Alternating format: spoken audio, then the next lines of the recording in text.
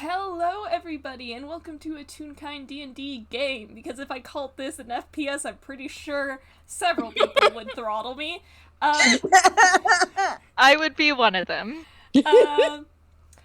I'm Avi, your DM for this evening, your host, and your train conductor. Let's go with that.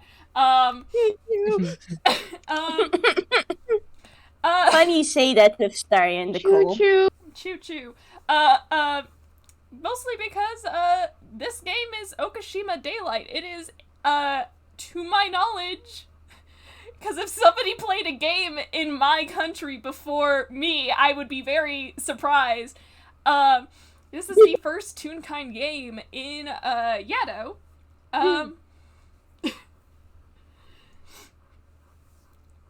I lost my train of thought because I saw Injikin in the peanut gallery and died. Haha, train.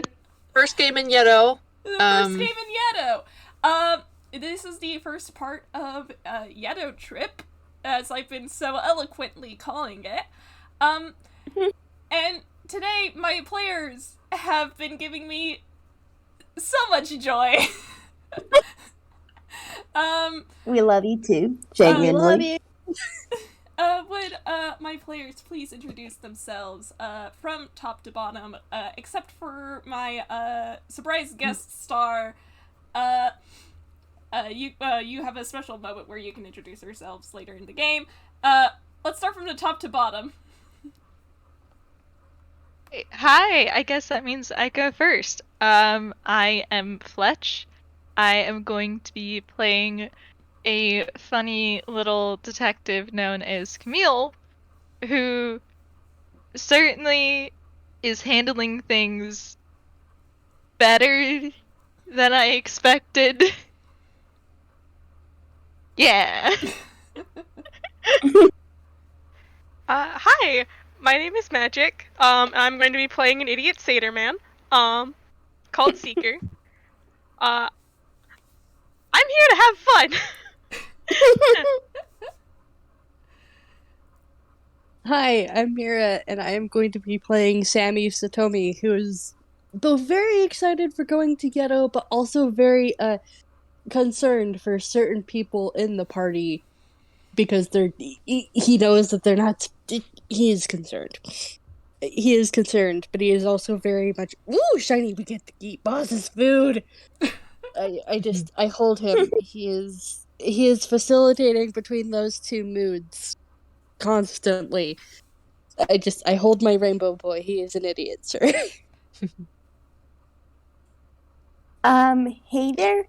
I am Morski, also known as Morski-ish, and I am here with my lovely lady detective Moria, who is very tired, if I'll be honest, but okay. Let's get this case done, and so help her. She's gonna try and be the best moral support she can be. Let's do this. And I am Oatmeal, and I will be playing the professor today. Real kind alien who looks human with a space-time machine. Yeah, and it's on this space-time machine that we open up because we did discuss this off-screen, off-recording, but our characters have gotten together to try and discuss how they're going to get to Yeddo. Arata had been planning to take some people who are more comfortable through the teleportation circles to, like, escort them to Yeddo. But it was partway through the conversation that Azumi just interrupted everything by pointing out that they would have to explain to international customs why he, a missing person, was in Inkwell for two, almost 3 years. Mm-hmm. And the general conclusion is, let's not do that to ourselves. Yeah. Yeah. Let's instead enter the country illegally. It's We were here fine. all along. Fine. I'm sure most of us have passports of varying realness. Yeah. Yeah, pretty much. looks at Camille. Yeah. Fun fact about Camille, so that it's on recording. He has a funny little hacker friend who may or may not have forged a passport and some fake documents to make Camille illegally exist. So it's fine. He has a passport now. He can travel. Hey. So he doesn't really need it for this case of travel, but that's fine. He might need it later. We'll see. Might need it later. I don't know if anyone's gonna stop a 6-year-old and ask for their ID, but better safe than sorry. Yeah. Yeah, pretty much. So, the reason why we're heading back to Yeddo is because, Azumi, our lovely, wonderful bastard detective man, has, pretty much decided that he is ready to go back to Okashima, the capital of Yeddo, where he's from, and turn himself in for, crimes that he has committed. Specifically, serial murder. Mm-hmm. Well, Me too. as it goes. As it goes. How's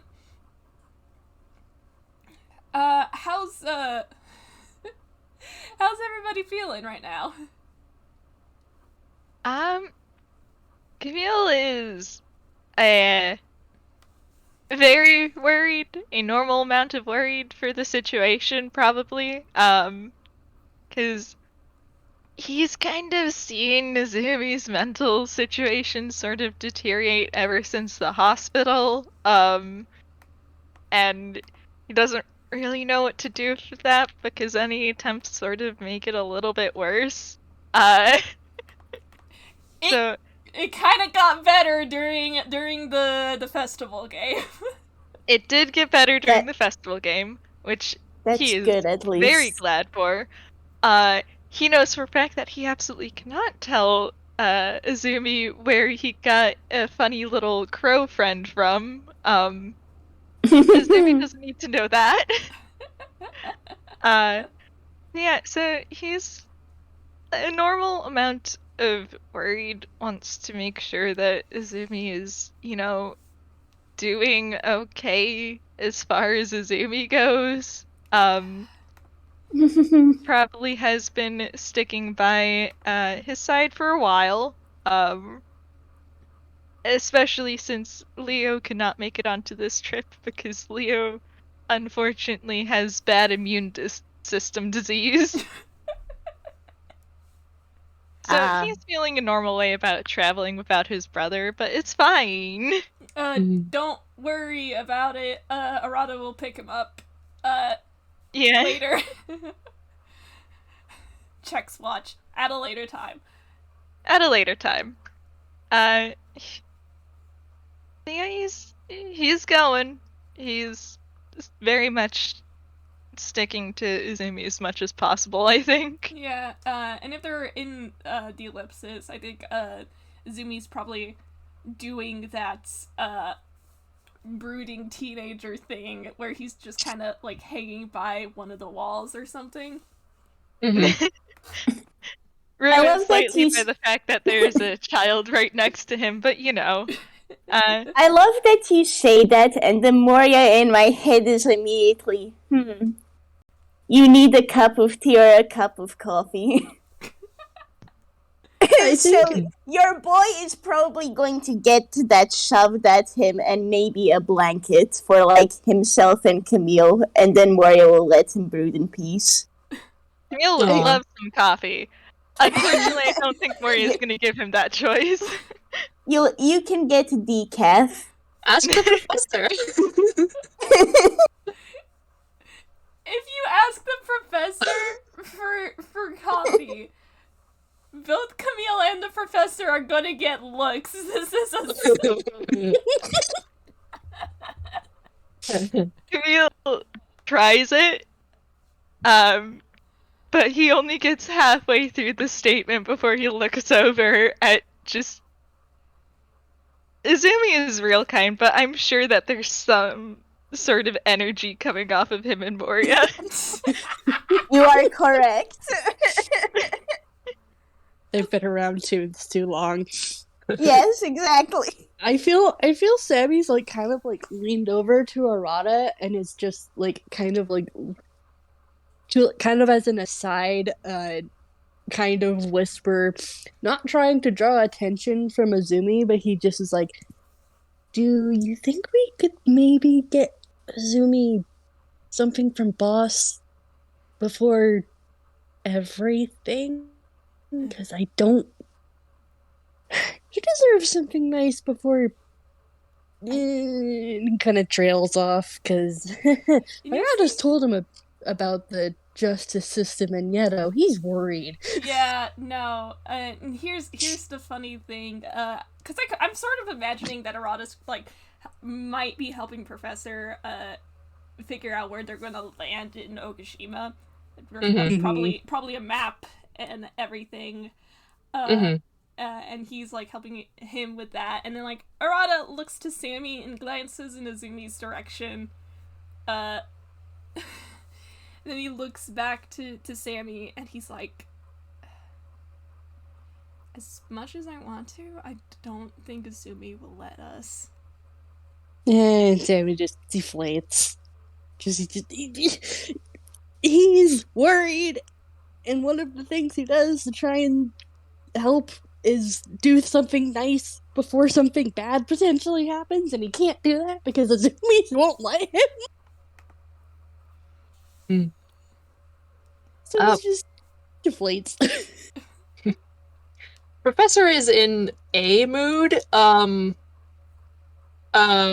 He's like trying to stay like upbeat and focused and a bit flippant. However, it is not difficult to read like frustration from him. But yeah. So he's just, you know, at the moment focused on the controls and, you know, navigating with Arata. Yeah. Yeah, I feel like on Moria's end, then like after like tossing the blanket and some drinks at the boys, she's probably going to be like seeing where she can help out in the ship. Ask the professor how things work, if that's all right. Oh yeah, he will absolutely. If you want to help, like fly it, there's bits on the console that you can, you know, simple things that you can just help do. Or if you want to help take care of the people in here while they're traveling, he'll give you directions like down the hall to like, okay, kitchen's here, you know, such and such is over there, etc. Yeah, she'll take that because it's like, this is essentially that kind of situation where you can only wait, which is frustrating for Moria. So like in the meantime, she wants to do something. Yeah. That's entirely fair. Yeah. And how's Seeker doing? Hi! How's Seeker doing in this party of people who absolutely know him? Definitely he knows every single person in this room. He does not. I mean, real talk, if he was there, Moria would have just gone high and, who are you? Arata voice, this is my friend! This is my emotional support goat. Cool, it's nice to meet you. Name's Moria. Seeker just kind of holds out a hand and it's just like, oh, it's good to meet you. You can call me Seeker if you'd like. Nice to meet you too. The name's Moria. Does she take Yeah, handshake. Yep. No, it's not a handshake. Moria, you get pulled in for a soft head bunk. Okay, I need to BRB for one moment. okay, she takes Alright. that. There's just a soft bonk, and like this satyr is wearing glasses indoors, like sunglasses indoors, and just kind of smiles. Just like, She will smile back. She's a bit confused, but like, alright, she rolls with it. This is just a goat. this is just Yeah. a goat. She's never met a satyr before. Who is she to judge? Oh. Oh my gosh. Oh, wonderful, wonderful. Just, yeah, it's very good to meet you. He like kind of like opens his mouth for a second and then kind of closes it because he definitely wants to ask questions about this entire situation, but also, people look depressed.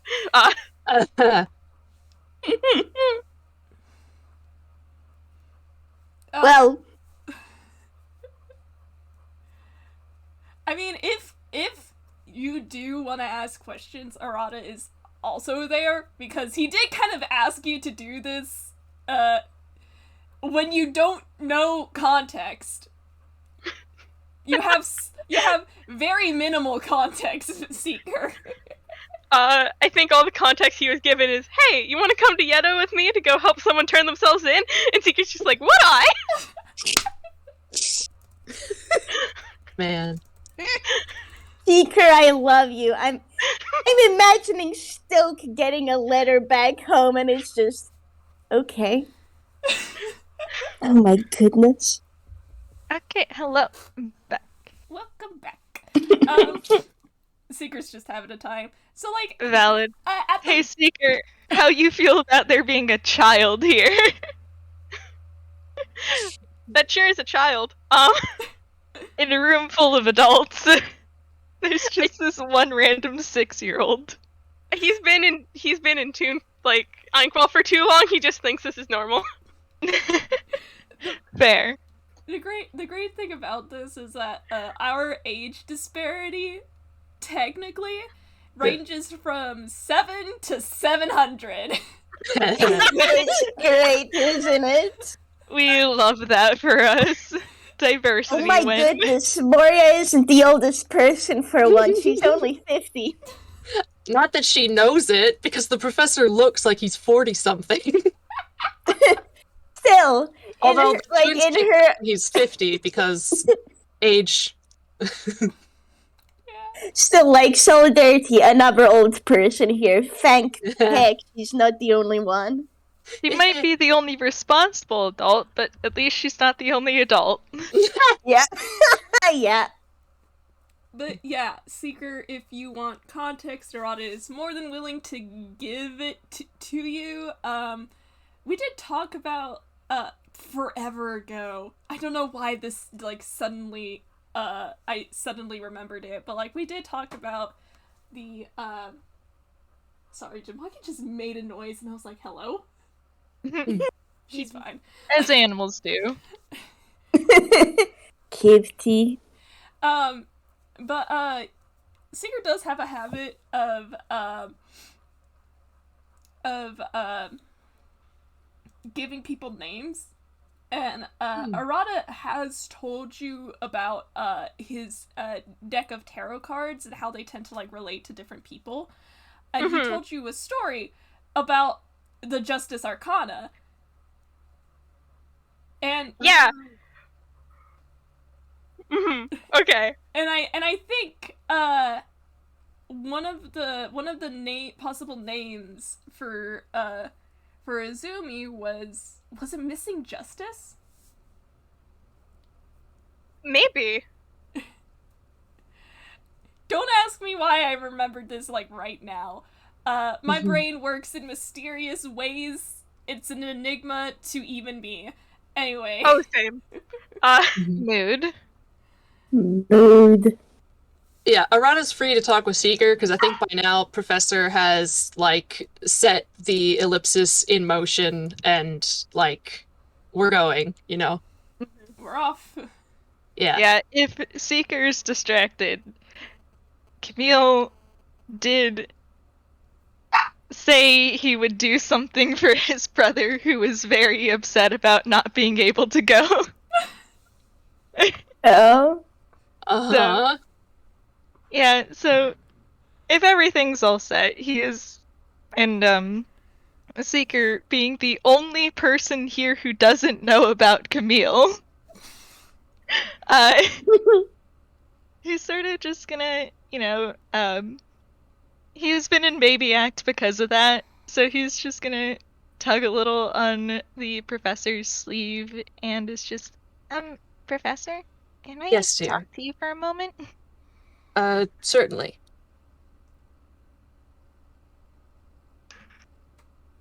And he sort of thinks for a moment, gathers his words, and is Mhm. just, so you know how I lost that 10 gold bet? Oh my Yes. goodness. I remember.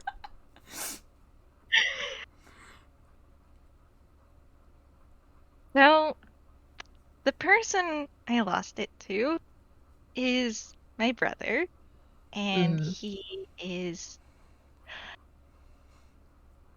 a little bit of a crybaby, and really... He's not even here to Love- defend love- himself. I love the Leo slander going on right now. and was sort of in tears when I had to leave. Mhm. And so, since he was sort of really interested, I figure that maybe we could make a deal. He looks. Moria is just casually sliding up, just so she can hear what this deal is. Professor looks completely baffled, and he just says, "Okay, and what would that be?"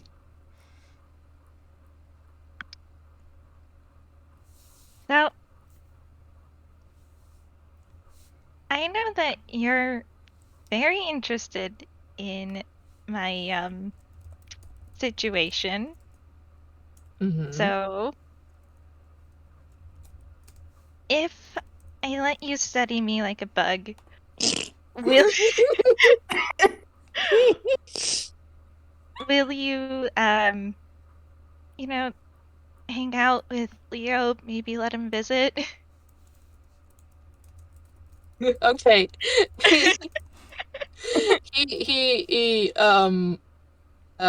He smiles and he says, "Dear, I wouldn't study you like a bug. I would study you like a person." It's the same. No, he knows. My But What's but- the rudder rolling for? I wanted to see if he could hear this conversation and then try not to fucking laugh. I will say there was like a moment when Moria was considering saying no unethical science, yeah. So she figures it's unneeded considering what the professor said. It's cool. It's fine. The professor raises his eyebrows and puts out a hand to shake and says, "Deal." Camille nods and also holds his hand out to shake. Yep. Actually, wait, does that activate Professor's funny little thing? Only if I want it to. Only if he wants it to. He has to focus on it. Fair. He's not doing that this time. Understandable. Wait, Do no, we need to be worried? no. You mentioned this. Actually, he is. I changed my mind. Okay. Yes, he does activate his fun thing. times. Because it is passive. So let's see. What did I tell myself I needed to roll? What's my It blah, blah, wasn't blah, it like blah, blah. a flat D20 and then But yeah, flat D20, and then I roll perception. So, okay, so if I roll more than 10, please God, Professor, I swear. Okay, that's a 13, so it is... Yeah. He is paying enough attention that he can perceive things. Now I have to roll perception. Oh my... Alright, it's What's a 7. happening?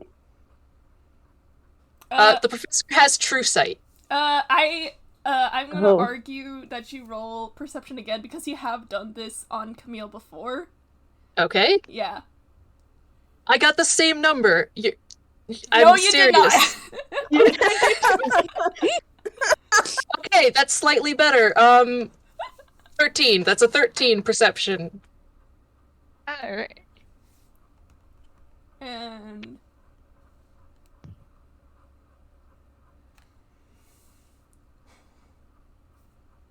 Okay, and I try to remember what the rules were on our end. you roll a percentile. Okay. So it's a D100. That is right. Yeah, Parser is having a time. That's surprisingly high, 87. As I try to remember... Oh gosh, okay. Yeah, it does appear. Fletch, what does the professor see? Okay. I think we had it that the professor sees a little blue butterfly, actually. Oh wait, no, it wouldn't be... No? It would not be on board the ellipsis because, of something,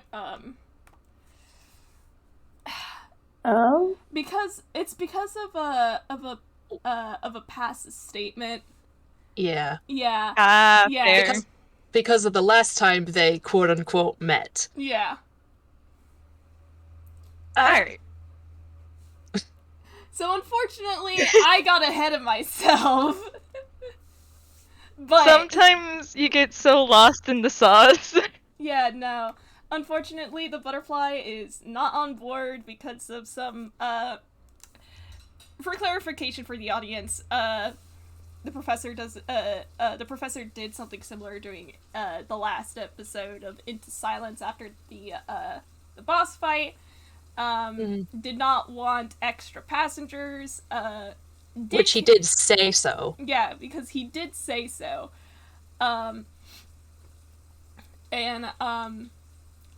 When he checked Arata, there was a blue butterfly, but the blue butterfly left before Arata got on board. Man, I know who that is, and that's actually very polite of him. yeah. He's Yeah. just a polite butterfly. Anyway, Just a little guy. Maybe later. maybe later. Alright, so there's nothing. Yeah. Nothing different. Nothing too different, I believe. Yeah, What were you saying? Yeah, Fletch? I don't think we had anything else. He's just... Because... Finger guns... He is... It's In not magic. the eyes of true sight, he is very much in his quote-unquote true form, so... Yeah. Alright. Okay. Okay. Yeah, Cool. take that, put it in our pockets for later. Alright. They shake hands and a deal's a deal. A deal's a deal. I apologize for getting ahead of myself. Nah, no, you're it's- good. I forgot Sometimes- about that, so We all did. yeah. Yeah. But yeah, it's fine. Camille nods and is just like, alright, thank you. Mm-hmm. And then is scooting on off. Uh-huh. And So- because I just remembered, just for posterity's sake, Genie is riding along in Arata's bag. He's having a time.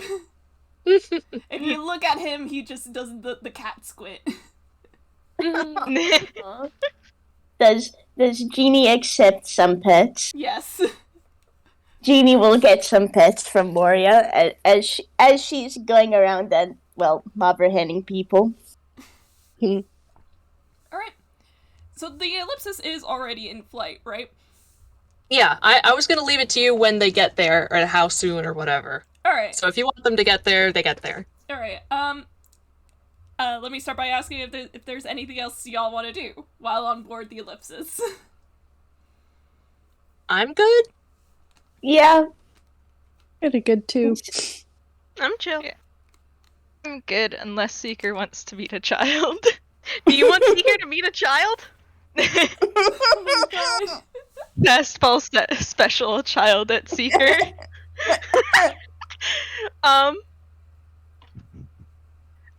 Yeah, I think they probably have to, like, get acquainted at some point. Yeah, please imagine after the satyr is, after the satyr is done talking with Arata, like, he pulled out a book at some point and, like, jotted something down and put it back. Don't worry about that. He's taking notes. Oh. And just kind of, like, looks around, sees small child, walks over, does, like, the crouch down thing because Camille is actually smaller than him. He's not the shortest for once. Yeah, Camille is 2'8", so you'd be hard pressed to be shorter than him. Just like, oh, hello. I don't think I know you. Camille, for a moment, does the little squint because how not to talk to short people. Before he smiles, and it's just, I don't think I've met you either. Are you one of Arata's friends? Ah, yes. I am one of his friends. Holds out a hand. You can call me Sika if you'd like. Camille also takes the hand and is You get unfortunately headbonked. legally obligated to, Okay, Camille. well, he was about to introduce himself, but then he got head bonked. So, It's a soft little head bonk, because you're a child. can I still roll strength for funsies? Yes. You can. I love this bit so much. Yeah, actually, I think he would make this with disadvantage even because of his ring. Oh my god, you're right! Oh my goodness. Oh no! The ring Yeah. of, A featherlight! Oh. Okay, you 18, want that's 18 only or 18. 18? He manages to not get knocked down. Okay. Alright. I have to BRB actually. Well, Oh, actually, I'm tempted to roll Moria's athletics to see how well she does with the bonk. Like, you can. that passed, but... Retroactive rolling. Yeah, I'm sorry. I didn't want to like interrupt flow of game. Even if I do Yeah, love Moria's this bit. fine. Moria's fine.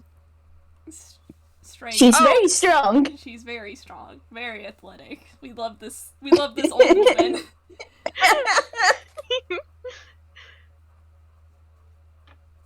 God, I wiggle softly. With that type of roll, Seeker's probably the one who kind of like rubs his head afterwards because, ow. Behold, strong woman. Yes. I do the Will Smith pose. This reminds me of your other strong woman magic. Was it the lady of legend? Yeah. She's very The strong. one who Gala's with, right? Yeah. I wiggle Cool. softly. God, I need to work on my plot. I'm so sorry. No, you're fine. That's we could put that aside for later. I know we talked about inmate for a little bit in the player chat. They're not in this game. I know. I miss Inmate. Inmate's pretty good. Friendship. Friend-shaped. We love them. Mhm. Doctor. While Fletch is away, if you guys want to grab water again, do whatever you need. Not Yeah. I think this is the point that like Fletch was talking about earlier, but like take like a quick break. Yeah. Mhm. Mm-hmm. Maybe I could bring my snack over. It would be a good time. Mm-hmm. I should go grab a snack. I will be right back. I'm going to go speedrun running downstairs. Ooh, same here.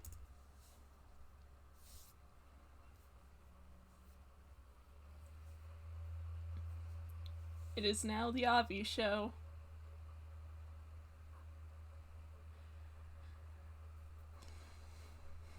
Incidentally, please know my other cat came in and said hi. Aww. This is Wolfie, by the way. Aww. We gotta A love baby. we love the cats of this party.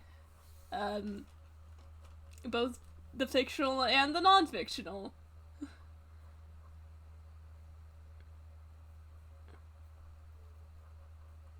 Of course, Genie is not a cat, and he will say that to his dying days.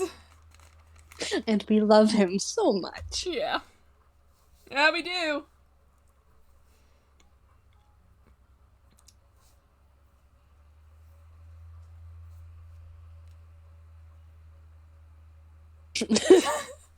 No. Genie is not a cat, but Azumi is, and I will not explain. Noodle, you are correct. And I will not explain either. I'm back. Hi, welcome back. Welcome back. I am like...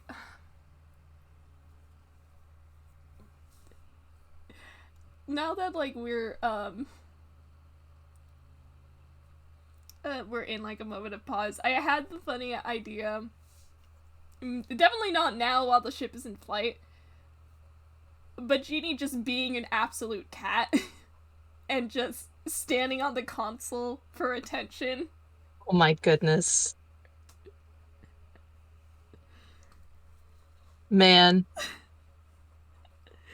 Like, very purposefully not stepping on any buttons or anything, but he's just there. Right. Just between the controls and, like, the middle column thing. Like, just standing there.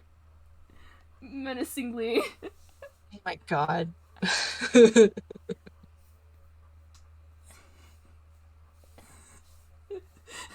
Man's air power stands on the console meowing.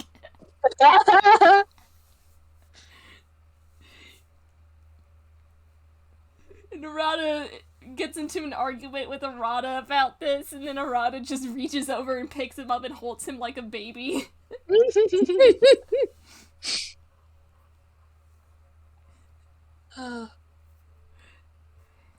Act like a baby, get treated like one. Get held, idiot!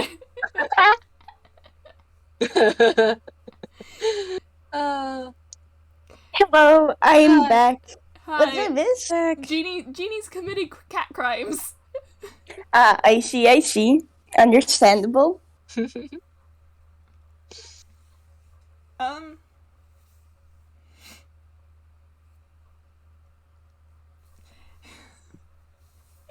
While that happens, like, Arata's, like, carrying Genie like that, and you just hear him go, bitch cat. No, I will not apologize for that one. You're the one who's committing cat crimes. Just the incessant meow, meow.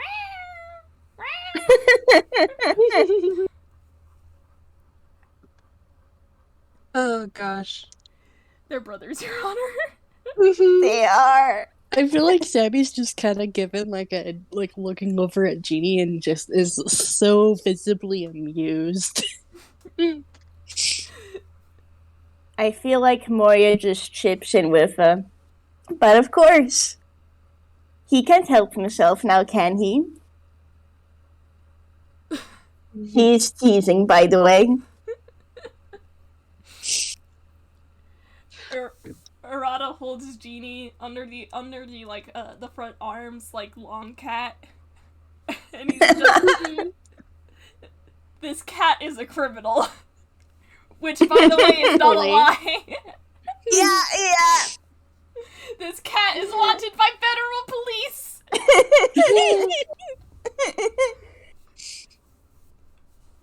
But of course, when cuteness is a crime... I forgot till just now, but Laura's also presumably around. Mm-hmm. He's just off screen vibing. Yeah. He's reading a book or something in the library. Like saw all these people and then nope, back to the library. Hi. Hi. Hello. Hi. I'm back. Hi, welcome back. Welcome back. Jeannie's committing cat crimes and Lore is off screen. Mhm. Fair. Where were we? You were introducing yourself to Seeker. Oh yeah. You did not fall over. Yeah. He does a pretty darn good job of not falling over, partially because Seeker is very gentle about it. Yeah, this is like a 6-year-old or something. He doesn't know. Yeah, 6-ish. He looks like he could be younger, but definitely not older. And yeah, he sort of blinks at that, readjusts his cap a little bit. You can roll investigation if you want. Okay. I definitely remember how to use dice. Let me actually look how to use the dice. I'll be right back. You're so bad. I did put dice spot commands in nonsense rolls. They're pinned if you need them. Okay. Much appreciated. Yes, thank you very much. You're going, wait, how do we use offering again? Yeah. No, God. Dice Person does work. They just had to change the way the command works because of Discord updates. So. Mm-hmm. What is my investigation? Pretty high. Did I do that right? I don't think I did that right. You forgot the D20. I am very great at this, I swear. It's roll space D20 plus 6. Okay. Yeah, I'd say with a nat Yo. 20 you'd get it. Yeah, as you sort of get a better look at him while he adjusts his cap, you can see, yeah, your boy is using an illusion spell to look full tuned, but he is actually, half tuned. The other half looking very much like a normal, real kind human. Camille, this satyr kind of like stares at you. Fully still with sunglasses on. Camille sort of blinks. It is just, it's something wrong? No, I don't think anything is. I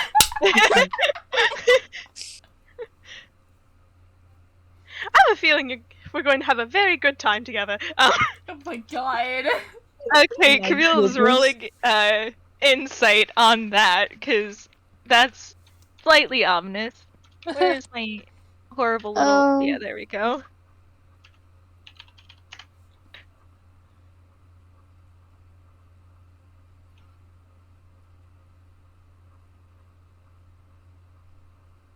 Okay, that was... Oh, I love your horrible little modifiers. Fuck. I rolled a nat one. Oh no. Duality my of Avery. Alright.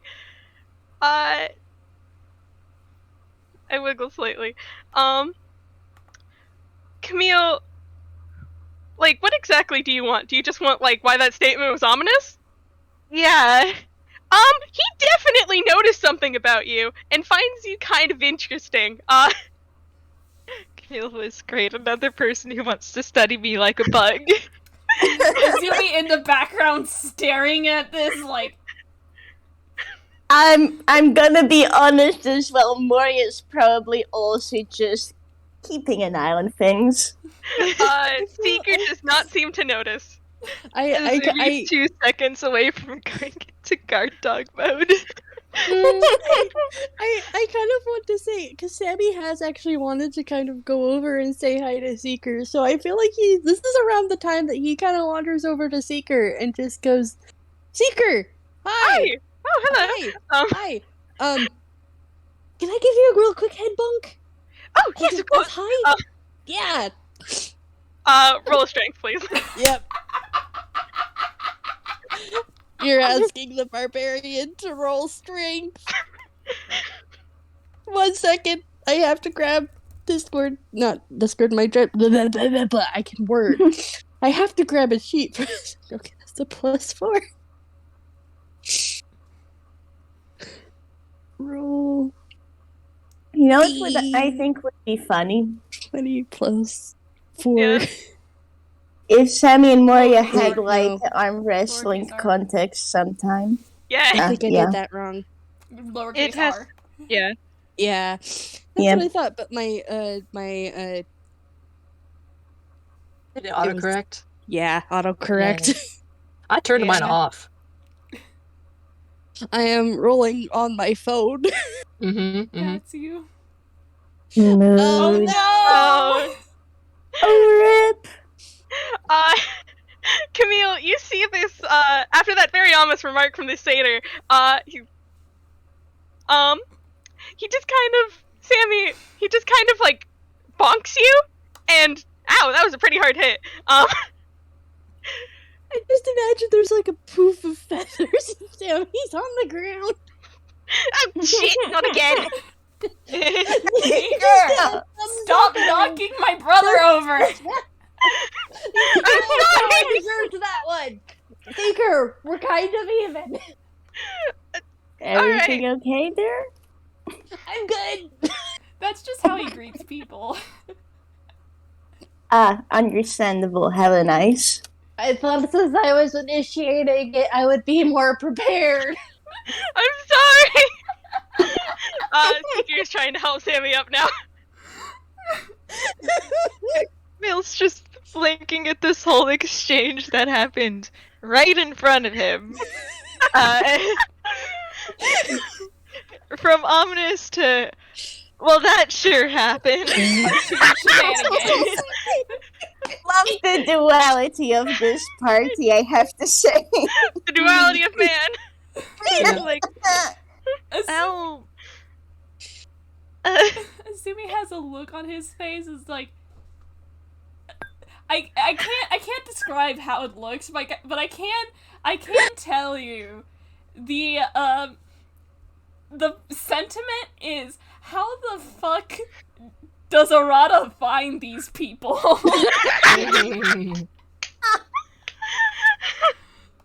Oh man. I'm just thinking of that one Tails image from Tails Gets Trolled, but Azumi. Yes! In the wake of this, oh sorry. It has that same emotional thing. Yeah.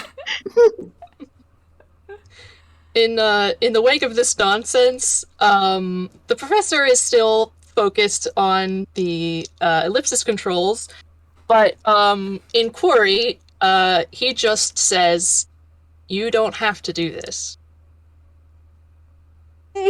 Oh, Oof. Okay, we are shifting gears.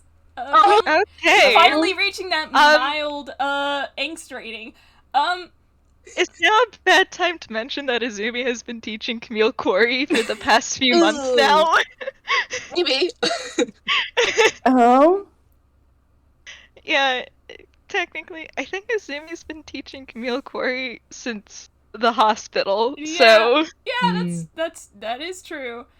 Well, It's fine.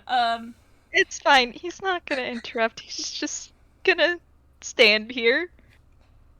Meander back over to Azumi, perhaps. Azumi hears you say this, Professor, and he doesn't say anything. You do see his brows furrow, and he just kind of looks away. And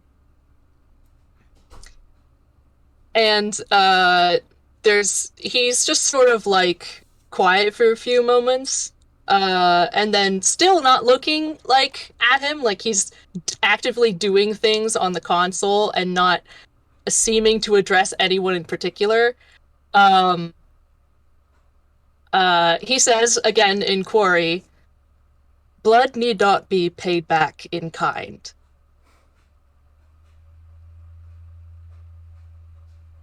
Man. And I think Azumi, Azumi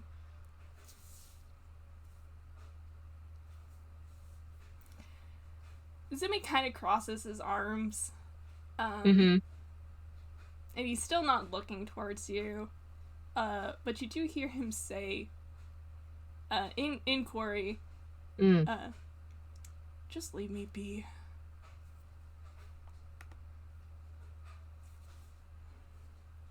All right. Well, and the professor's just not going to respond.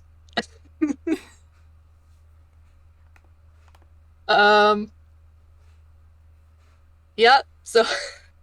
Oh boy. Man. Would Azumi like an emotional support druid in these trying times? Sure, Cat why not? Camille. Okay. Consider Cat Camille. Well, Azumi's a dog person, so he'll probably go for understandable. the dog route today. Buppy. Good Everybody choice. Everybody looks away from them for like maybe 2 minutes, like 2 seconds or something.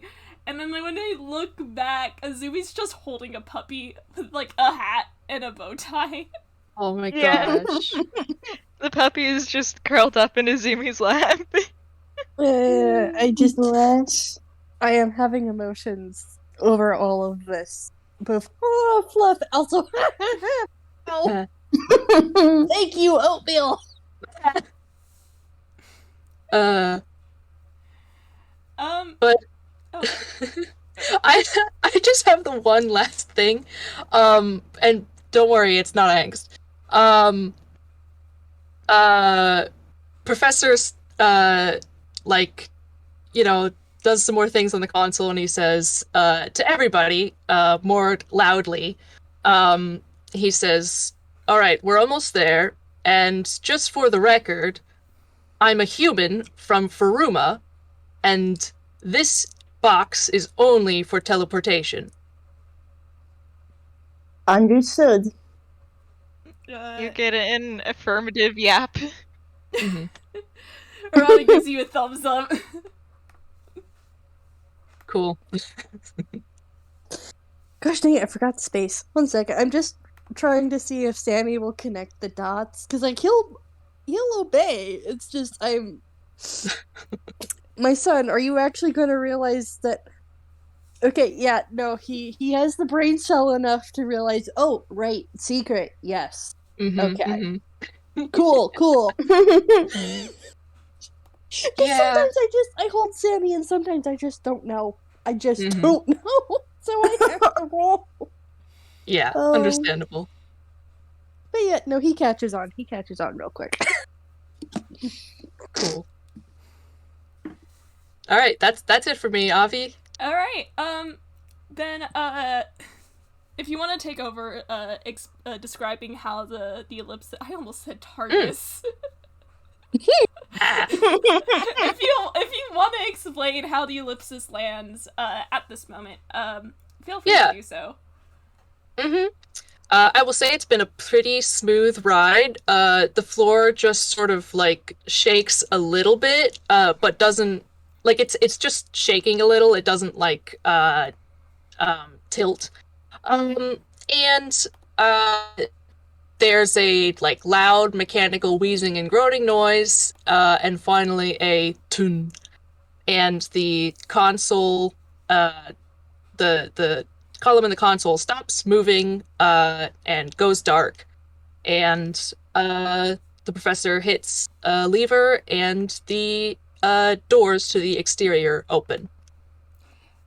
Yeah, and I think I'll say that Arado was already making his way to like lead the group outside because this is his home turf.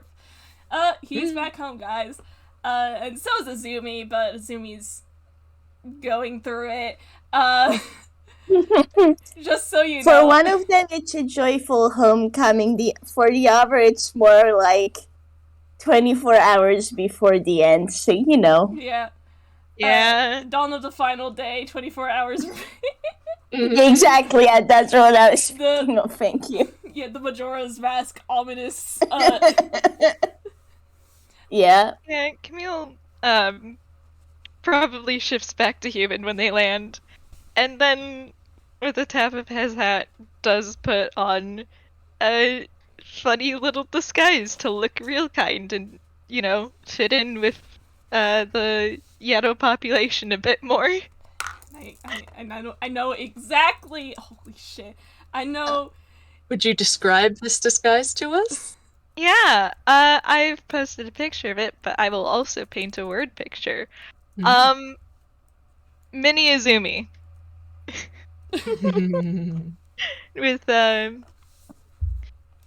like, in Camille's outfit, of course, like, have to have the hat and the little bow tie, but, he's switched out the illusion to look fully real kind, and, because it's easier to make disguises based off of, like, people you actually know, and Azumi is the person he knows best from Yeddo, he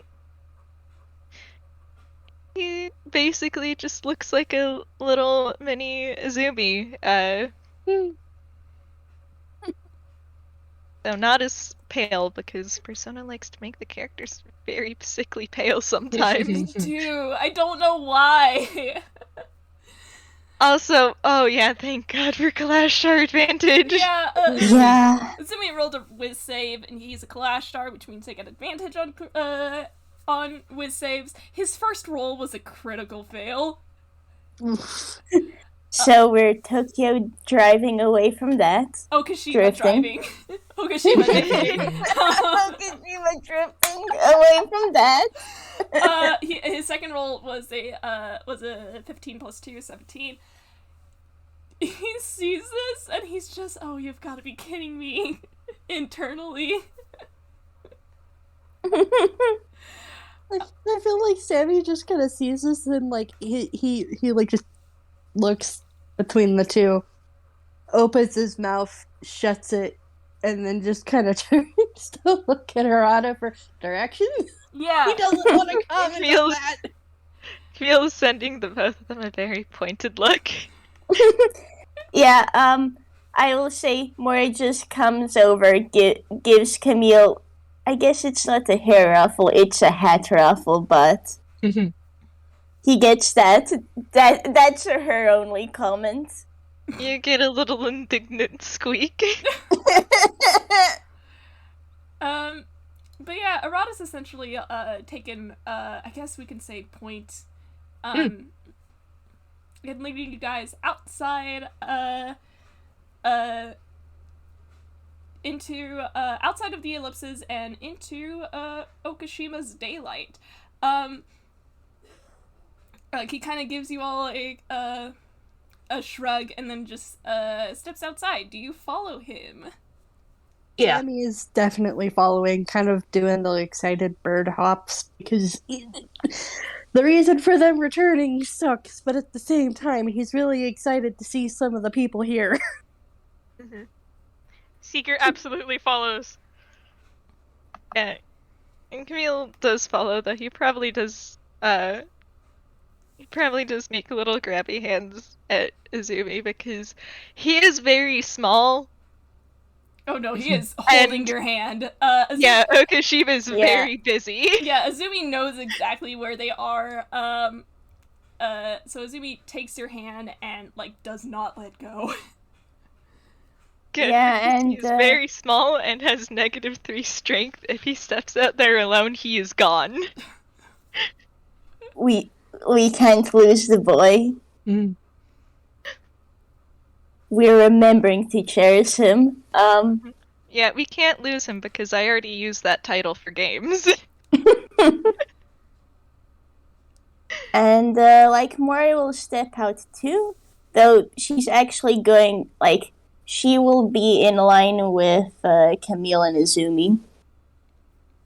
Aw. And, I assume everybody has stepped out by now. Welcome to Okashima, everybody. As I pull up a song, I unfortunately won't be playing it for the recording because the song plays very loudly, but I will be dropping it. For our listening audience, this is Tokyo Daylight from the Persona 5 soundtrack. Woo! Uh-huh. Immediately, you can tell that, Okashima is very busy. Yeah. This is the capital of Yeddo, and, I know for a fact that Arata has told this to, no, it wasn't Arata, I think it was a Genie, during their FPS. They did talk a little bit about Okashima and what it's like, that, Okashima is so big that the most preferred, mode of transportation, aside from, foot traffic, is trains. They use trains to get from one district to another. But even then, it is so busy. You step outside and you instantly see the street that is, while it is urban, it is mostly a mix of let's say very, very, very early automobiles and the standard wagons. And there are plenty of people on the sidewalk. Professor, I believe I'm going to say that you and Arata did discuss that the best possible place to land would be close to either the police station or the teleportation station. I'll leave that up to you. Huh. I would say, the professor would go for a teleportation station, if only because, like, if there's a teleportation circle, it is a lot easier for him to lock on and have, like, a trip where you get where you're going, and also nothing bad happens on the way. Yeah. Oh. In that case, you guys have arrived to the Okashima International teleportation station, and again, this place specifically is very, very busy. Can you all roll me a quick perception? Sure. Have to get into the right channel. Alright. Wait, I need to put down roll. Thank you, Camille, for always giving me horrible, horrible results. Oh. Man, Oh, no. roll. Oh no. Wait, did I do that right? I don't. Oh no, yes, I did do that right. Oh. Yeah. No, your boy got a 26. And I Yeah. believe that's everyone. Okay, so, Professor and Seeker. Oh, poor Seeker with your -1 in wisdom. It's actually a -2, but Bard makes it a -1. I love that so fucking My much. goodness. Seeker has no wisdom. Anyway, He's wearing sunglasses. You think he can see in this economy? yeah.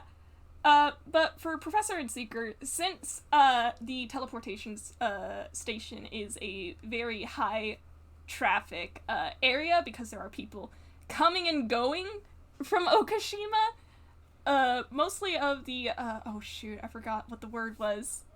Is it metropolitan?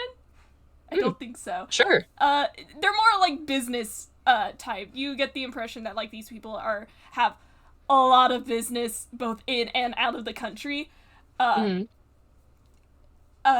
like, it is just a swarm of people, and, you are essentially stepping out into this, sea, and, it might be a little overwhelming if you're not, like, used to this kind of, like, big crowds. Maybe you are. I don't know. Seeker is also short. Yeah. Here's a total of a 5'4". He's short. He is short. Moria, with a 14, you do get your bearings a bit easier, and you do realize that since this does track, I will give this to you. This does track because Yeddo is very, very far from Inkwell. I believe on the storing map it is on the other hemisphere from Inkwell. So tunes are not common. It is mostly real kind races all over the place. You do notice. That's fair. Yeah, every so often they will give. I think our only tune is Sammy. They do give Sammy like a curious glance before they kind of just move on because this is a bustling city. They have places to be, yo. Yeah. Cities That's be like fair. that. Yeah. You Yeah, do honestly- notice Sammy's wings kind of lift up a little uncomfortably because he doesn't like being looked at like he's.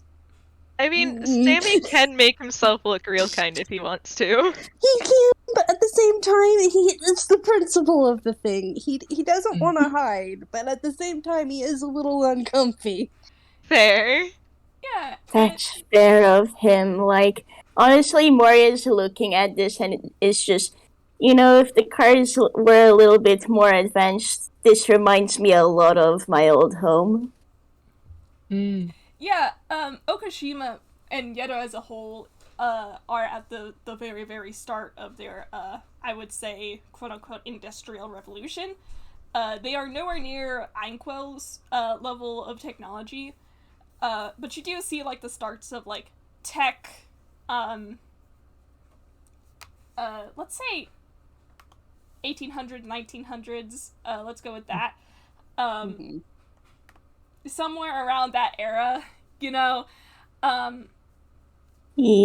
They're probably Okashima's probably, or I guess Yeddo in general is probably like the second most advanced area in like on the planet. I mean, like, Inkwell's kind of patchy, like here and there, but like yeah, probably the second, like a solid at least second most advanced. Yeah, and and Yeddo is a small island country, so it is a lot more localized and close together with their tech and society and whatnot.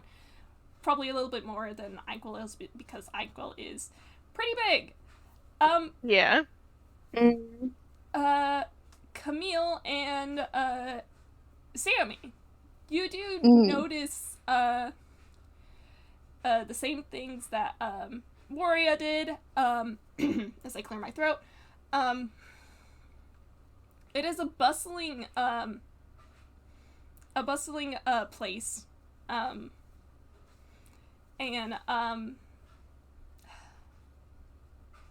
my train of thought. You do hear in the distance the familiar sound of a train whistle, and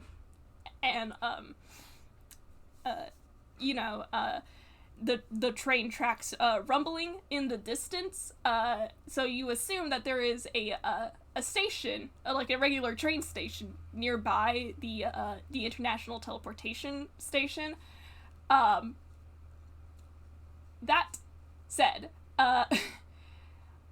standing out amongst this crowd of people, and there are so many people, there is a certain person who is waiting for you, and Sammy, you might recognize who she is, because you did get to meet the other spirit rogues the last time you were in Okashima. Me, eyes vibrating. I did not draw Uh-huh. a proper reference for her, but she is waving at you all to get your attention. I feel I like will Sammy say, just squeaks and points it out at Arata, just, oh! Yeah. I will say those who have decent passive perceptions and who are near Camille can probably hear him mutter something along the lines of, huh, jazzy. If Moria was a toon, you'd see a question mark above her head as she just kind of looks curious. Like, looks in curiosity and then looks back forward. He can explain later, it's fine. Yeah. Yeah. Sometimes you can hear background music, don't worry about it.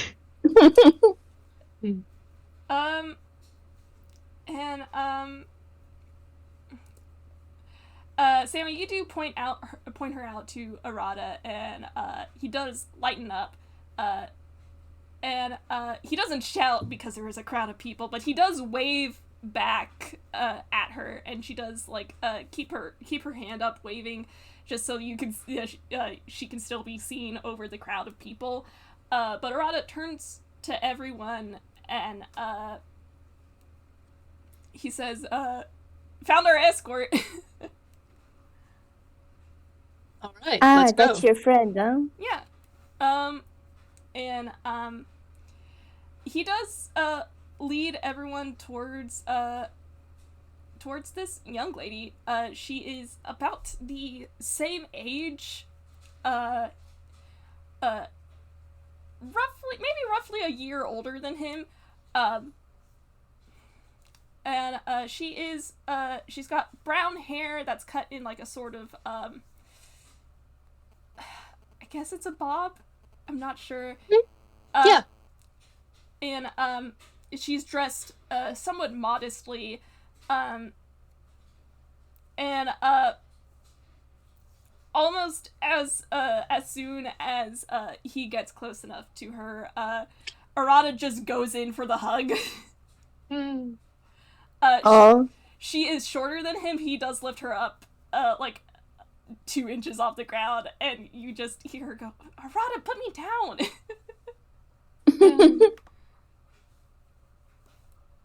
Sammy's just grinning from ear to ear at this point. Yeah. Camille does have a little smile, but also shifts a bit closer to Azumi because, oh boy, a lot of people. Yeah. There is a lot of people. Since you're the closest to Azumi right now, Camille, I will give you this. Azumi did kind of slow down when he realized who it is. And it doesn't take a detective to figure out that there is definitely bad blood between them. Yeah, Camille sort of squeezes Azumi's hand a bit, trying to offer a bit of comfort, but also not draw attention. I feel like at this point, like after Arata set her down, Sammy just bounces up to her and is just like, hi, very visibly excited. Yeah, Arata sets her down, and she does give you a wave. You can also go in for the hug. You're also a spirit rogue. Yeah, no, he is gonna hug her and just she gets enveloped in both arms and feathers. Yeah, and it's probably during this that Arata like actually turns and introduces her. He says, "I can find my fucking voice again." Excuse me. character voices. He says, "All right, this is Minori Yoshihiko. She's my senior. She knows the way to the police station." Okay. Well, like, I guess she's currently being hugged by Sammy, but, like, Moria will nod at her and, like, nice to meet you. He will set her down and let her actually talk to people.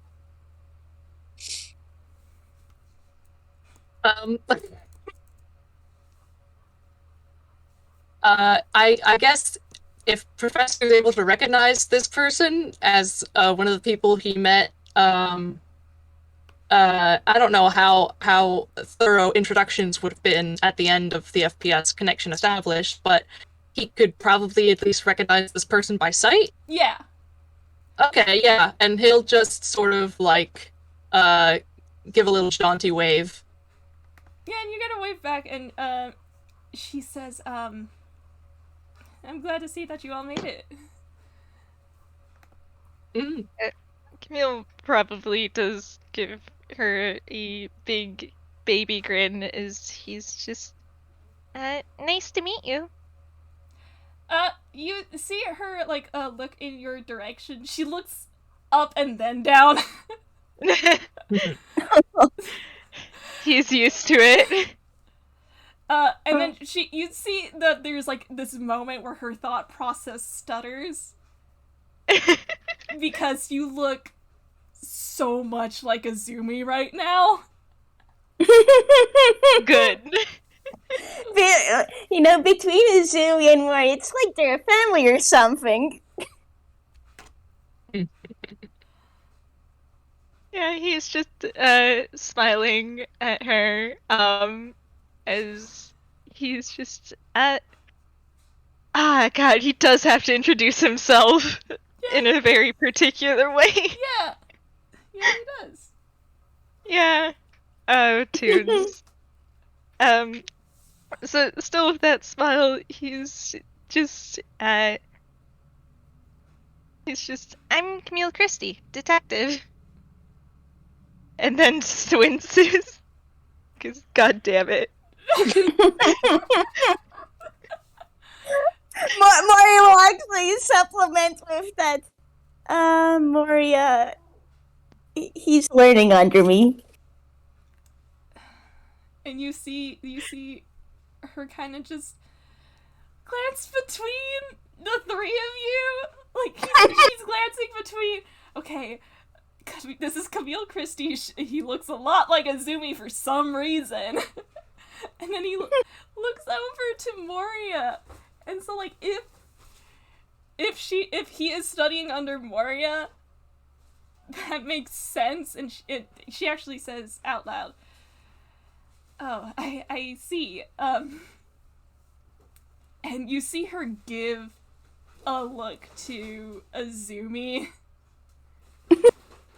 Would she like to roll investigation or something? She's one of the ones that I didn't finish making a stat block for. Not stat character sheet. I can just roll a straight d20 though. She is not getting it today. Oh boy. Yeah, no, this is just a perfectly ordinary, real kind child who looks exactly like Izumi. And, like, she does... Funny coincidence, huh? Yeah, it is such a funny Who also happens to be a detective. Who also happens to be a detective! Like, straight up, you see her, like, look in Azumi's direction, and Azumi just kind of winces. As there is rustling in the background. Anyway. But, yeah, she... Singer has not introduced herself at all.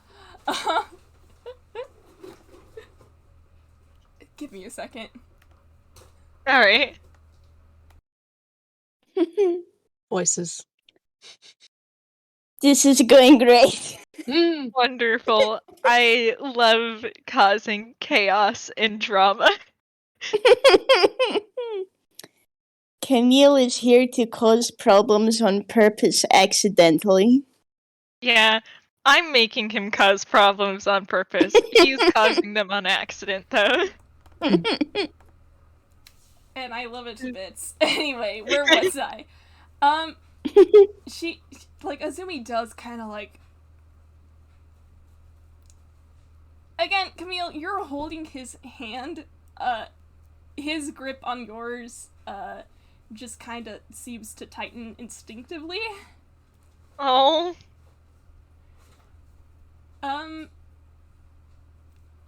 But she does kind of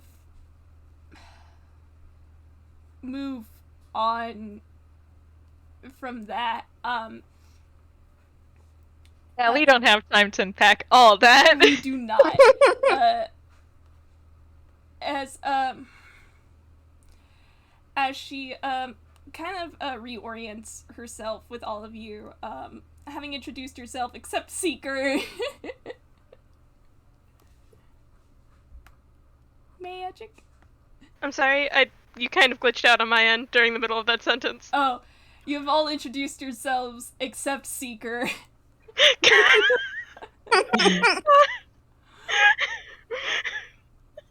Is Seeker got a head bunker too? Yes. Oh. Yes! He holds out a hand and it's just like, hello, it's nice to meet you. Yeah, and she'll shake it. She's a polite young lady. Can you roll me just a straight d20? He's not doing it very hard. Alright, that was better than an 8. 13. Hey, this random satyr man, just kind of head bonked you. It's just, you can call me Sika if you'd like. Okay. Okay. And you see her kind of like rub a hand on her forehead as she steps back.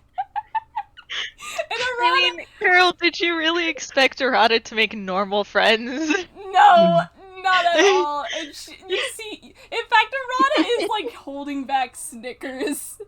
I feel like Sammy just kind of says to Minori, just, at least you didn't fall over like I did, and I had fair warning. I don't know that we actually got. I mean, like, yeah, Sammy knows, but I don't know if we actually got her name on recording. Oh no, Arata did introduce herself. Her name is, let me type it out. Minori Yoshihiko. Ah, okay. And she does kind of rub a hand against her head as she takes a step back and is pointedly ignoring that Arata is trying not to laugh. And she says,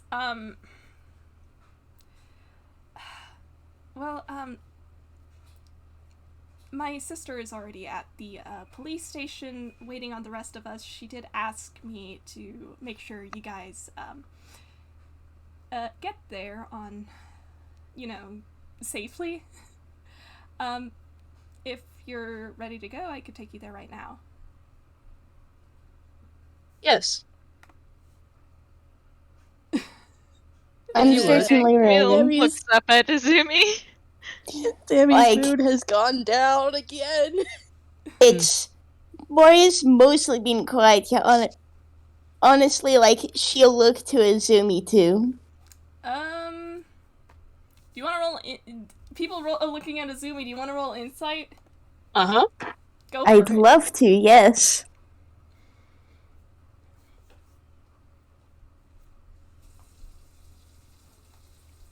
He didn't have to do that, but that's a 29. Yeah, that's a 28.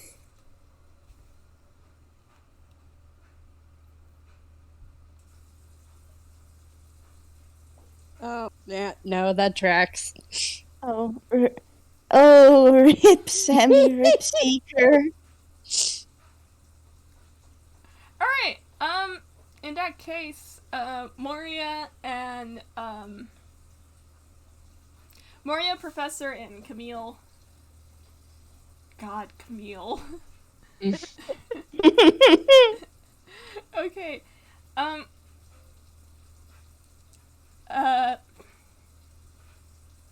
Azumi is dead quiet.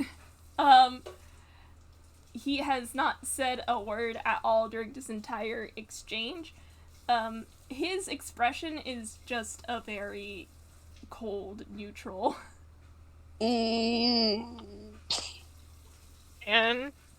Yeah.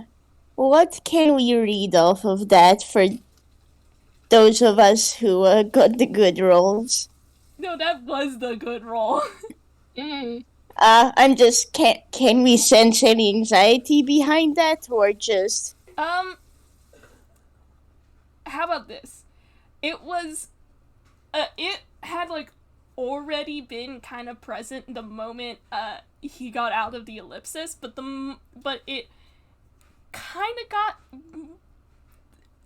worse when Minori gave him that look.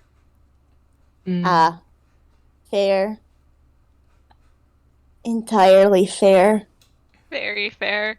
Camille's just gonna squeeze Azumi's hand again. And he does kind of just hold on to your hand, and at Minori's question, he does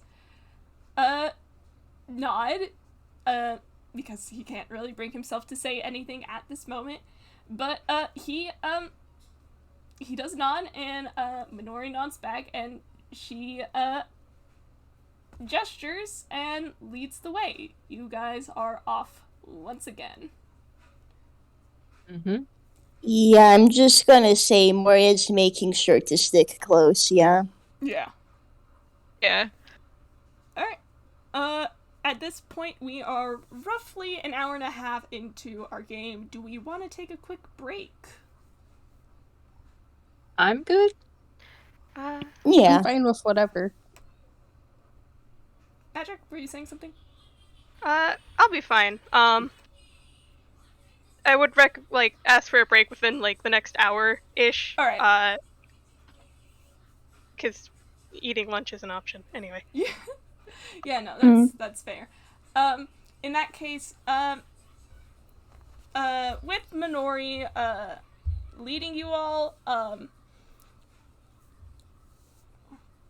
I will say that the police station and the international teleportation station are within the same district, so you do not have to go riding on trains yet.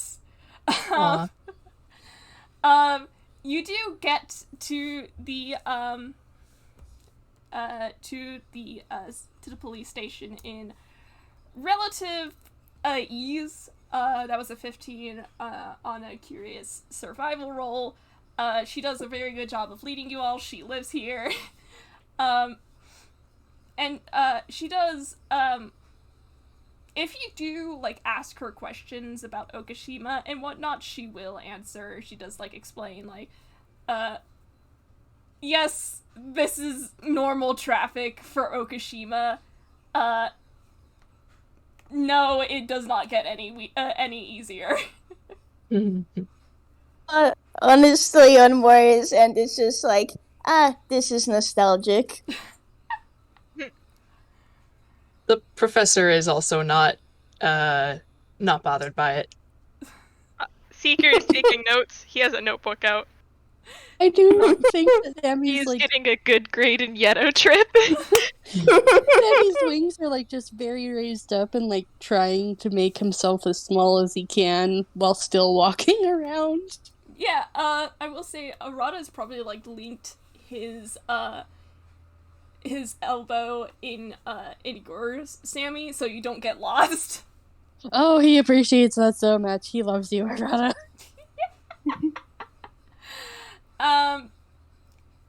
Because he knows, from the last time you went to, Okashima together, you did get, I think it was, a little overwhelmed, but, he is making sure he does not lose you.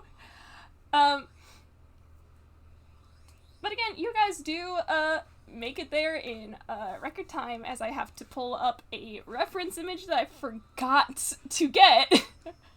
Oh, Oh, that's a mood, though. Yeah, don't worry, there's time. If I can remember her actual canon name. It is probably during your walk that she actually does, that Arata, talks about, Minori's sister. Give me just a second to find the right image, because all of these are the wrong images.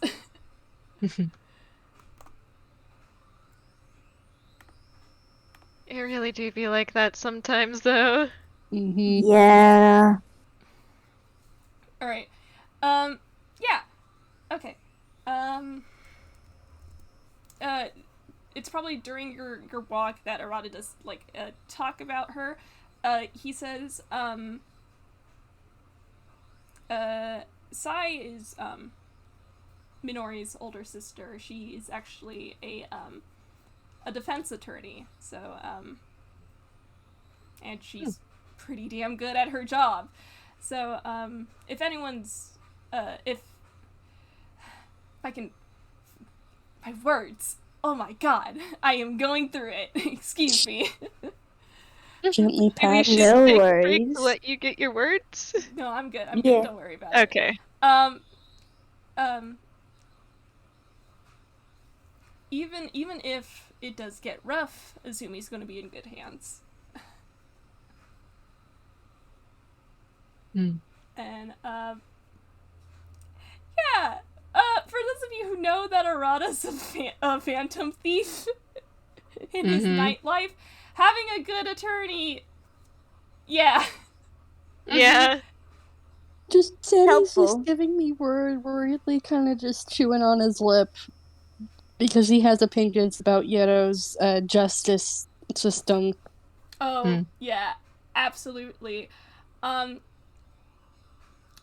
that case, Sammy, you might have heard, that, this is something that's from, like, Japan, that I'm also transferring over to Yeddo. Defense attorneys don't have the greatest reputation in Yeddo. Yeah, no, he's concerned. He's just concerned all around because Arata's told him stuff. He's kind of probably done his own little bit of research after going to Yeddo the first time. He is concerned Yeah. greatly. Yeah, but, like, even so, he probably has also told you a bit more about Sai before now. So you would know that Sai was originally a prosecutor, a very cutthroat prosecutor, who was damn good at her job, but is even better at it as a defense attorney. He's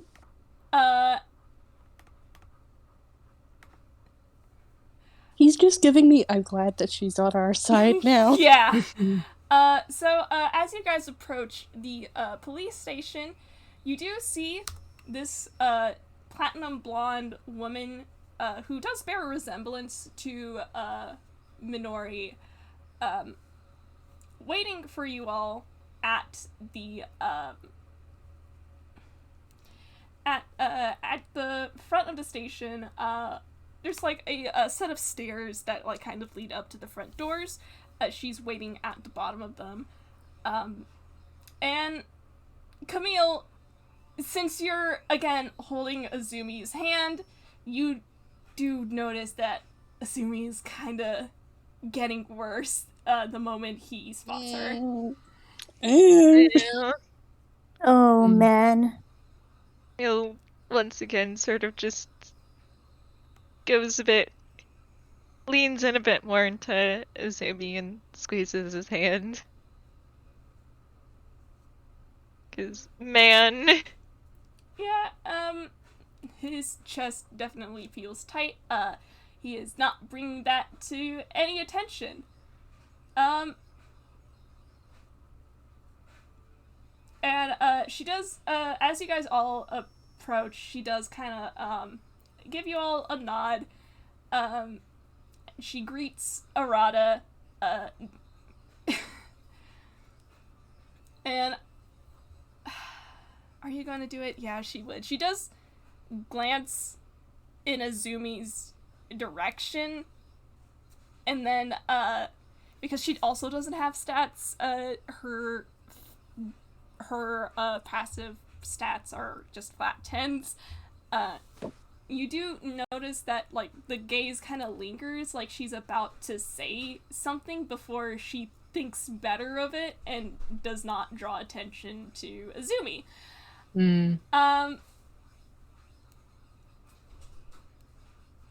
Nonetheless, Camille, you do, because you are holding onto his hand, you do feel him flinch a little bit, but his passive deception is fucking disgusting. He does a very good job of hiding it. And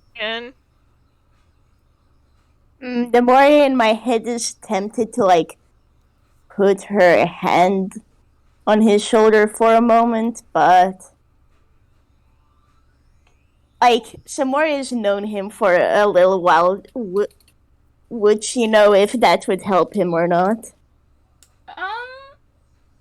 It is currently a toss-up.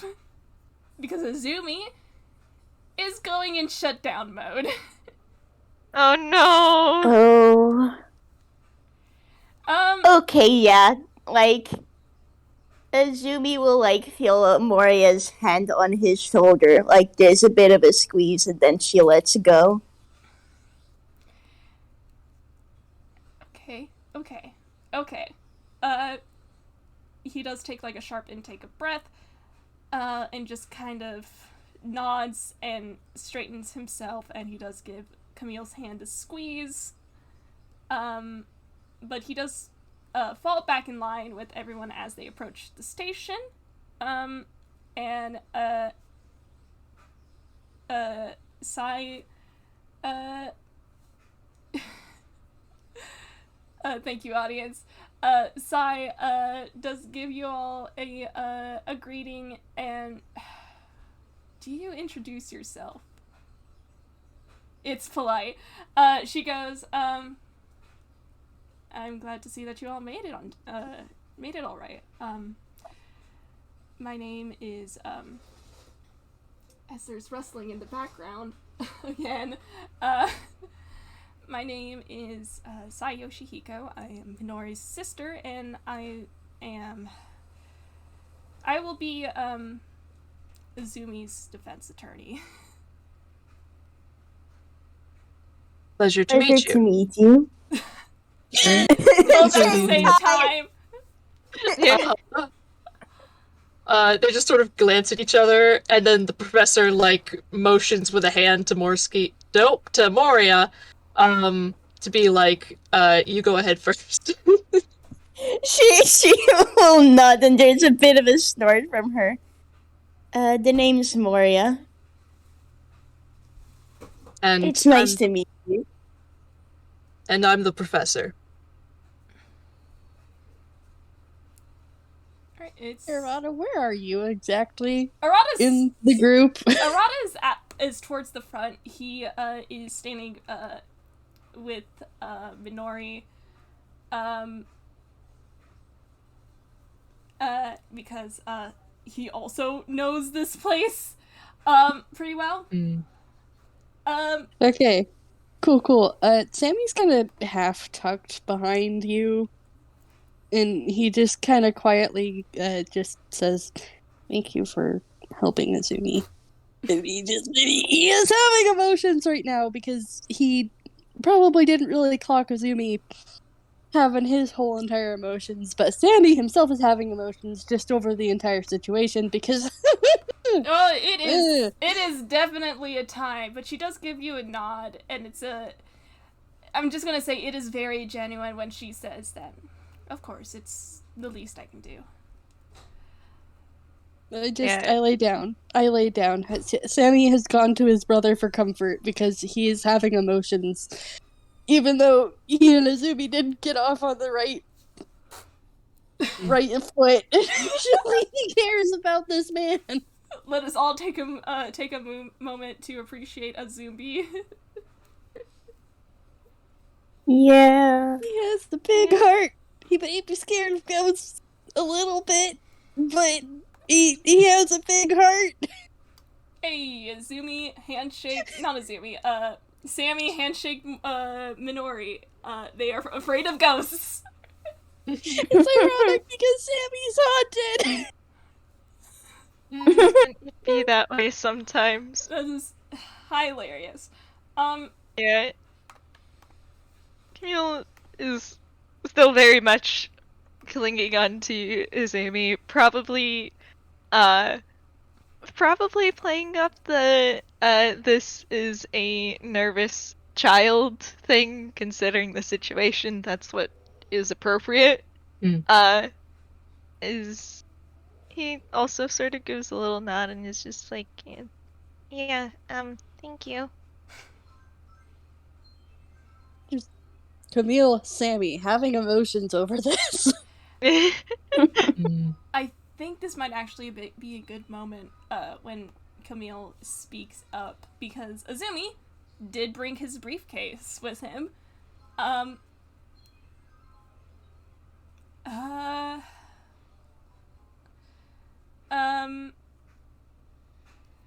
Let me see my notes. All right. There is probably a moment where he takes Professor Camille and Moria to the side before he actually prepares himself to get into the station. He does open up his briefcase, and there are a lot of case notes, a lot of different folders. Professor, Azumi is handing you the notes that he's kept in regards to Daisy and Joy. And he gives them to you, and he says, very pointedly, Camille is not allowed to look at these. Oh boy. Camille squints. You're doing this right in front of him, huh? Moria's casually noting that down to, you'll have health, Professor, don't worry. Look, I wrote it in my notes. I teased about it, like, when I was writing my notes, like, forever ago. I'm keeping it. I'm keeping the joke here. we need a little bit of levity in this moment. Yeah. Camille's just squinting really. Yeah, the corners of Professor's mouth turn up, and he sort of, like, in a sort of conspiratorial look, and he takes them and nods. Alright. For Camille, he does give you a different set of notes, out of character. These are the notes he has in relation to the missing number game. You know? Yeah. The game in which he disappeared for like 2 days. Yeah, Camille's taking those notes. As you take them, you realize that there is not a lot on them. Most of it is speculation, but he does give them to you anyway because you were worried about him during that time.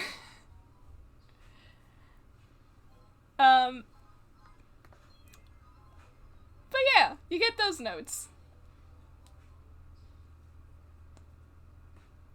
Yeah, he's taken those notes, and he is very carefully pocketing them. The boy's not happy about it, but he is taking them.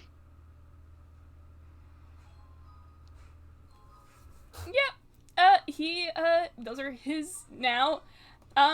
Moria. Mm-hmm. You get the notes that Azumi's been keeping on the aberration cases. He is not entirely sure if they will help, since you are the head detective, though. He's giving them to you anyway. Azumi also gives you a pointed look. And he says, Camille is allowed to look at these. Camille can't help but snort a bit at that. Yeah, there's a bit of a grin from Moria and duly noted. Thanks. And she'll put them away somewhere safe. Yeah, he just wants to get that. Probably one of... Oh. Yeah, just probably in one of the hidden pockets in her coat, so... Yeah. You have those now. This is the time where right before Azumi heads in, you have last minute goodbyes if you want to say them. Yeah, just... Moria on her end is just... Good luck, okay? And stay safe. I'll do my best.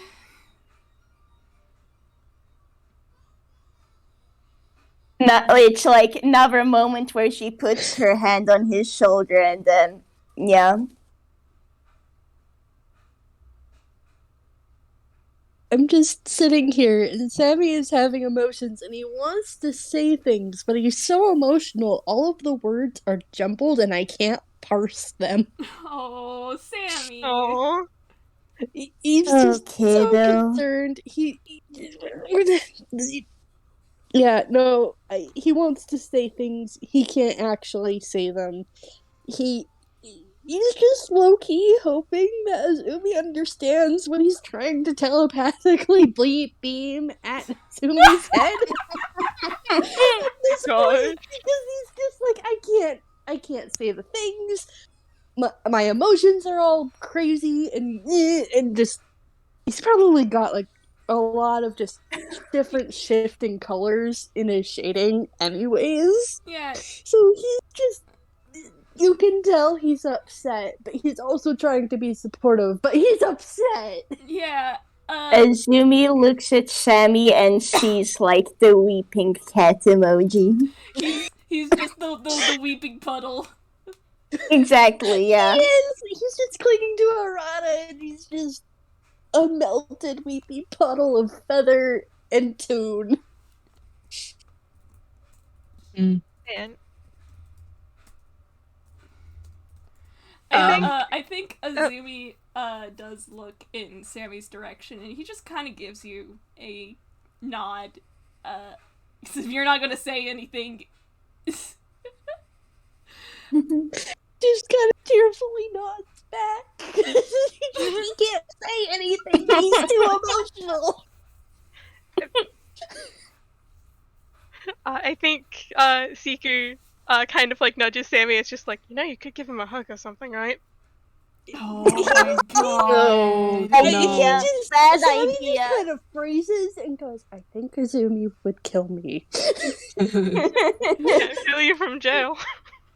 This is how he gets I arrested. think if I went to go and hug him, he would kill me instantly. I respect his personal boundaries. I will stay over here and we will just nod at each other. Yeah. Like he legit says that to Seeker in response. Arata just puts his face in his hands. Oh my god. I mean, honestly, yeah, the fact that, like, Camille can hold Azumi's hand and that Moria can get away of, like, putting a hand on his shoulder kind of says a lot about how they're close. Yeah. Sammy's like, I don't think I have the right. No, we're just gonna not. I will be emotional from here. He will have his space. I would love to hug him, but I also know he'd probably try to murder me. God, I love y'all. Oh, I hold him. yeah. Professor just sort of like raises an eyebrow at Azumi, and he says, "I'm a pretty decent forager. I can make you disappear."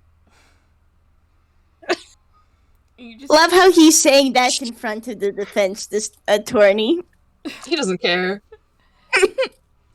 and Azumi just kind of snorts, and he says, "Disappear again." I think there Sure, why would be- not?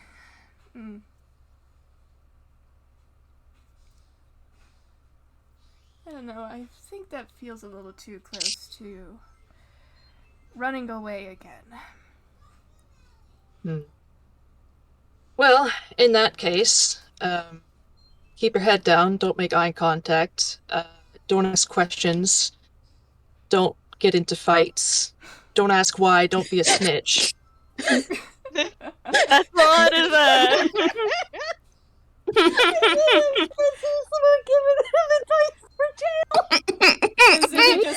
Azumi just stares at him, like, unimpressed, and he says, "Is this from experience?" I mean, it's not like he's wrong when dealing with that sort of stuff. You know it's from experience. Sammy's now just kind of silently wheezing on Arata at this point. He's gone through so many emotions. Now he's just dying in the background. That's fair. Yeah, I think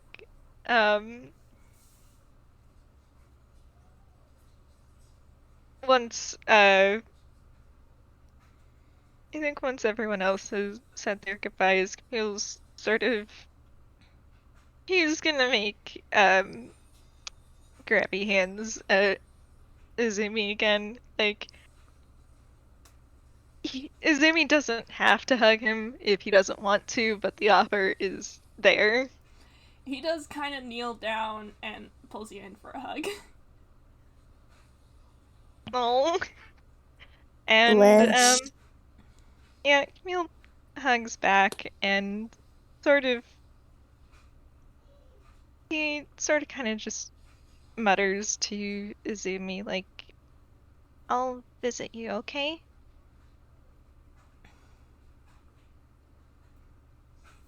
I think I'd like that. I'm sorry, I'm just dying. And Camille nods as he's just, "I'd like that too." And then he is very reluctantly pulling away. He does give your head a playful pat. At least it would be playful if it wasn't such an emotional moment, you know? Yeah. And he kind of stands back up, and he's about to head on over to meet with Sai.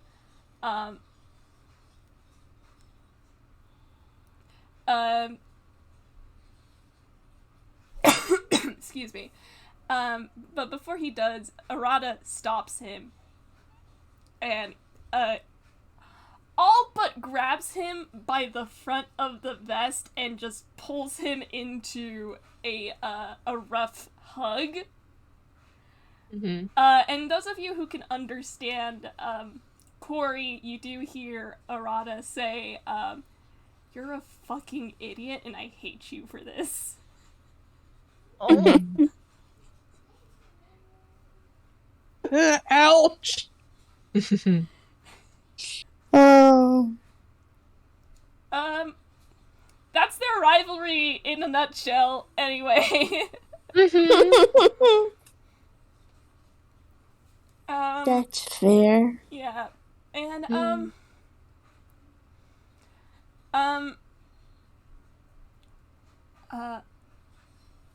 their exchange is pretty short, because it's, well, Arata kind of just knows that there's no way Azumi's going to change his mind about this. So he does kind of step in line with Sai. He gives you all one last farewell. And Sai gives you a reassuring nod as she turns and heads inside, up the stairs, and Azumi just kind of follows after her, and when they reach the doors, Sai opens them, enters, and right before Azumi steps inside, he does give you all one last glance over his shoulder before he steps inside and the door closes. Oh, boy. And Hope it goes well. I think Sammy's Uh. actually crying by this point. Fair. Actually, Camille, Moria will offer her hand to you. So you can Yeah. take hold if you want. He is gonna take the hand because he might be, in a way, TM right now, but also he's still very small and it's still very busy. Yeah. Yeah. Just your hand's getting a squeeze, okay? Seeker has pulled out a box of tissues from somewhere to hand to Sammy. He will accept gratefully. He is emotional. He is compromised now. Yeah, and on Arata's end, if anybody's looking towards him, he does take off his glasses and wipe at his eyes. Seeker hands him another box of tissues. Emotional support satire. This is my emotional support goat.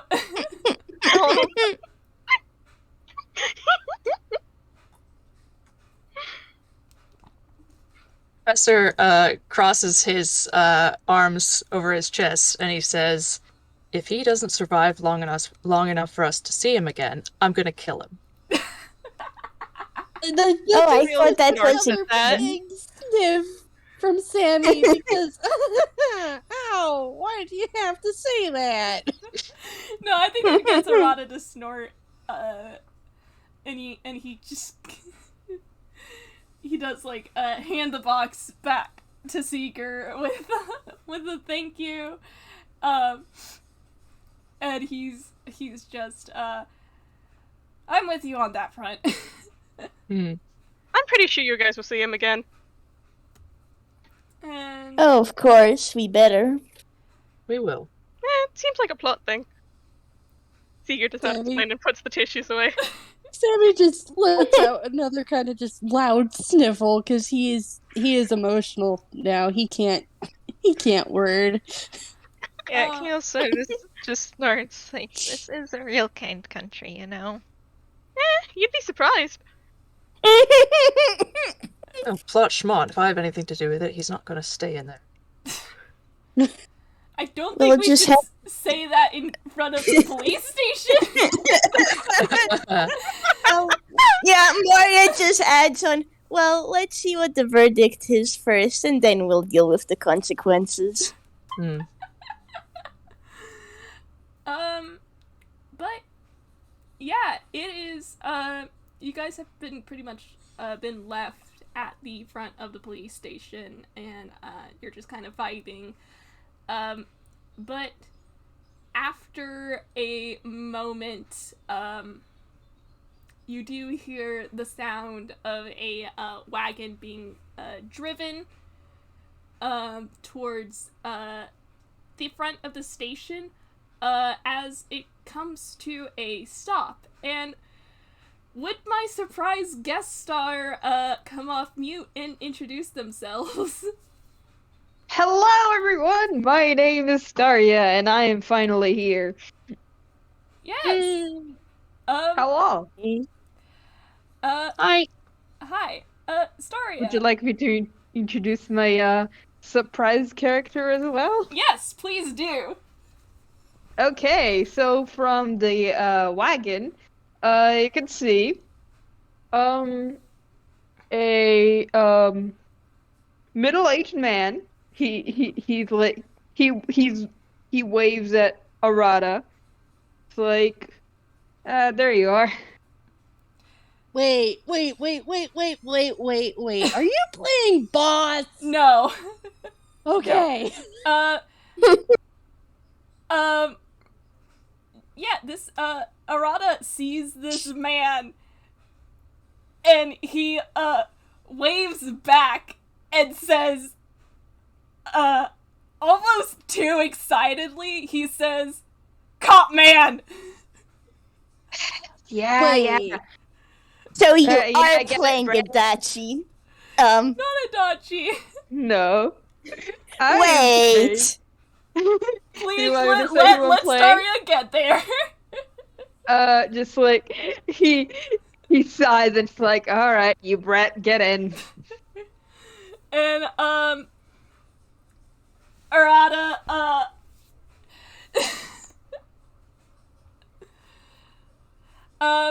as, Arata, all but excitedly gets, into the wagon. He's actually climbing in, to get, essentially sit a shotgun next to, Staria's character, because he's a little shit and will do that. You hear Minori sigh. And, she also climbs on board, but as she does, you hear her say, "It is a relief to see you here, actually." Something happened before I got here.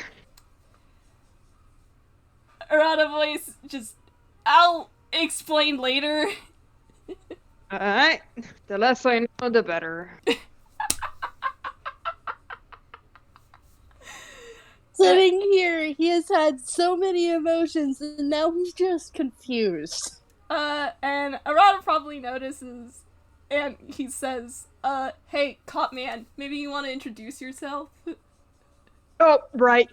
Hi, I am Sekichi Kitagawa. As your friend so kindly introduced me, I am the cop man. And Just squinting at this point because he's just like, explain? What? I am a... Fuck. Okay, this is Staria. Forgot what his fucking role is in the game. Alright, Arata kind of just, leans, over, and he says, "I got framed once, and he helped me out." Yep. Sammy just kind of opens his mouth and then closes it and just, he in undertone. I probably should actually roll stealth for this. Just to see if we keep this quiet enough that it's only to Arata. But oh yeah, no, that was an 18. Nice. He very quietly says to Arata, "Didn't you get framed twice?" I got framed several times. Okay, so funny thing, his passive perception is a 19. I mean, considering that there's people here with worse, and by worse I mean Camille's is 20, I'm still rolling for my boy. That's how you spell his name, by the way. Oh, thank you. Yeah. But yeah, I'm playing the cop man. I was not very subtle about how much I love the cop man in...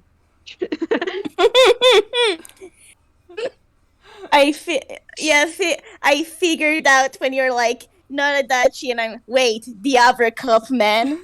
But, the other cop man, positive.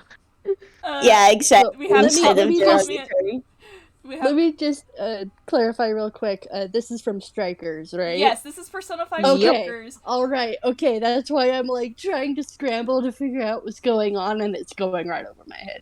I haven't gotten to Holds Strikers you. yet. You're valid.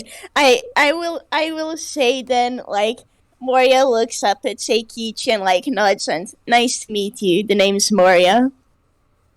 Nice to meet you too. And I'm assuming everyone got into the wagon at this point. Mm-hmm. Yeah. I guess he'll just start driving to wherever it is that he's going. I don't know. They're going to, I'm just gonna say it out loud, Arata probably, gives you the affirmative to, you know, take the wagon to Legree. This is probably better than getting lost on the train station. I will say, Probably. as soon as Arata gives that like go ahead, Sammy does perk up a little bit because boss's food. Yeah.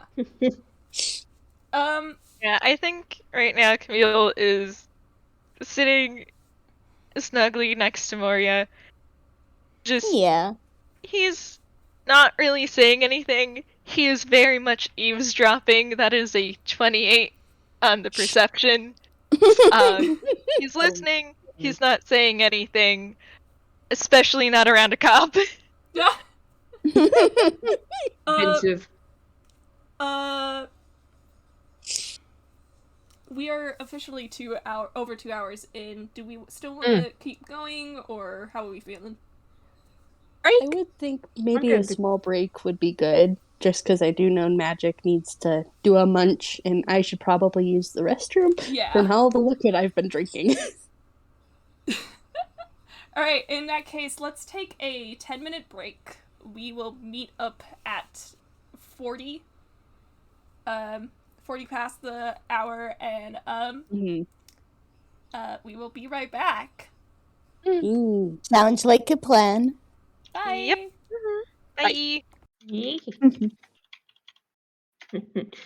Thank you for letting me play the Cup Man. So that's who it was. Yeah, I was not very subtle. Yeah, Avi was like, "Hey, you want to play?" I'm like, "Yes, I do."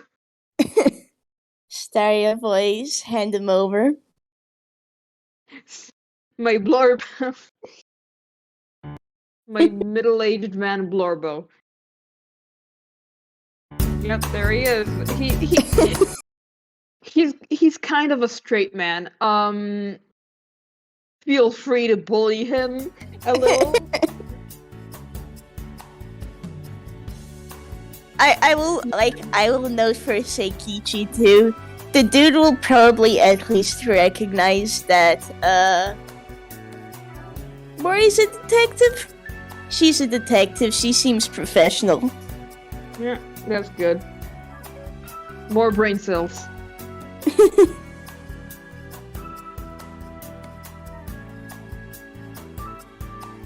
I'm also just thinking about this, and oh man, so many real kind, but all of them are actually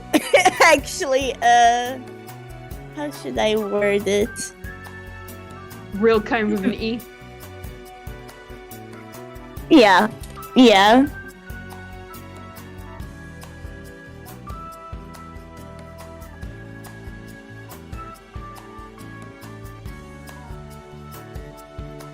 I'm just haha funny guy. Just a funny little guy. I'm so sorry. You're probably gonna get lightly bullied. Oh, absolutely. I know it. It's in his canon to be bullied. He will be bullied. I'm fully expecting it. Hello, I'm back. Hello. Yeah, I had welcome not back. left. Yeah, feels not in the bullying mood right now. He is simply just, I'm not. I do not have the energy to interact with a cop. I mean, valid. I like on Moria's end, like, her view on Seikichi is like, oh, okay, new person. Like, she'll only give an opinion when she actually knows him, but by now he's given a pretty decent first impression. Arata seems fond of him, at least. Yeah, he's the type of person to like flounder around, so like he's fine. This is like a he's a straight man, so literally in every aspect except for sexuality, he's a straight man.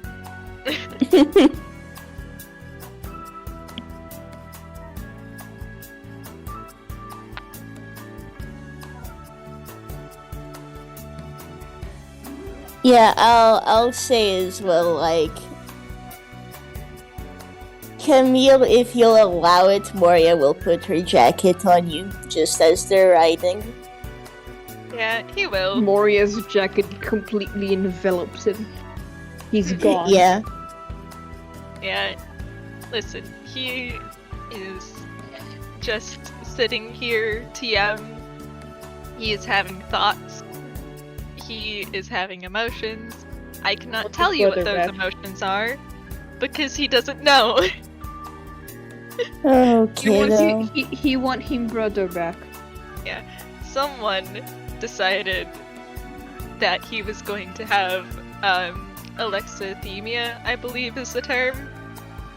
So, yeah, he doesn't know what he's feeling. Good fucking luck. Yeah, you're just gonna... Like, Moria is just putting her jacket on you.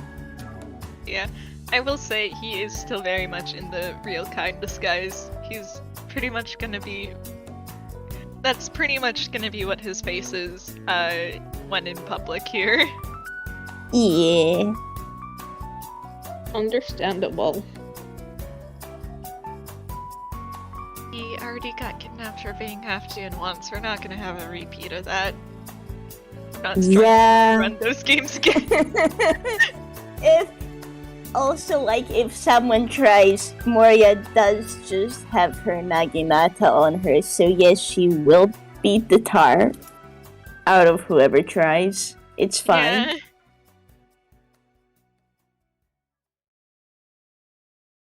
He is very small. He can get swept away easily. He's not gonna take the risk. He's very small. His brother got taken away, so you can imagine the kind of stress he's under right now.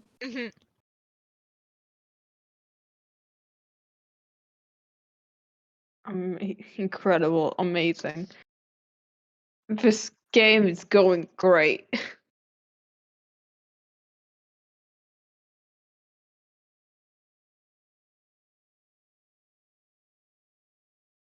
I simply hold these characters. Handshake. I do also appreciate that the adults in this party are both very ACAB. Even the cup man is a cab.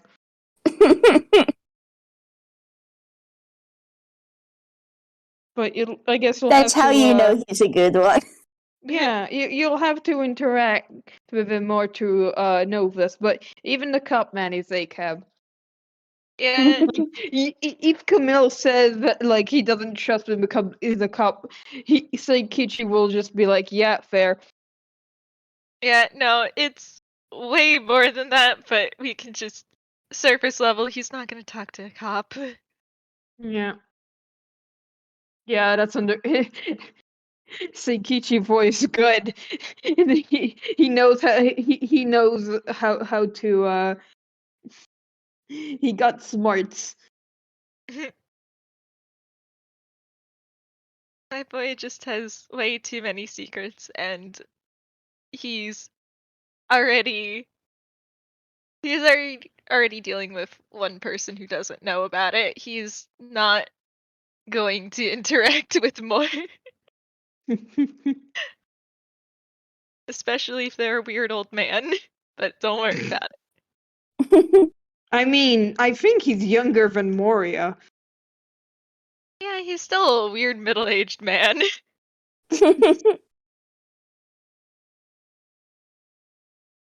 Incredible.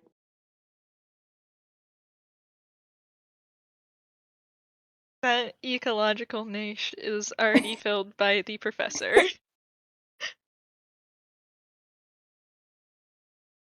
Yeah, I was about to say it's neat seeing the age range because we have 7 by technicality, bunch of like teens and those in their early 20s. You have a middle-aged guy, and then you have a 50-year-old, and then a 7-year-old who looks like they're 50.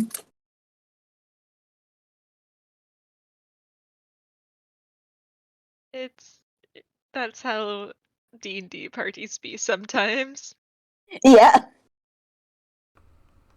Hi, I am back. Welcome back.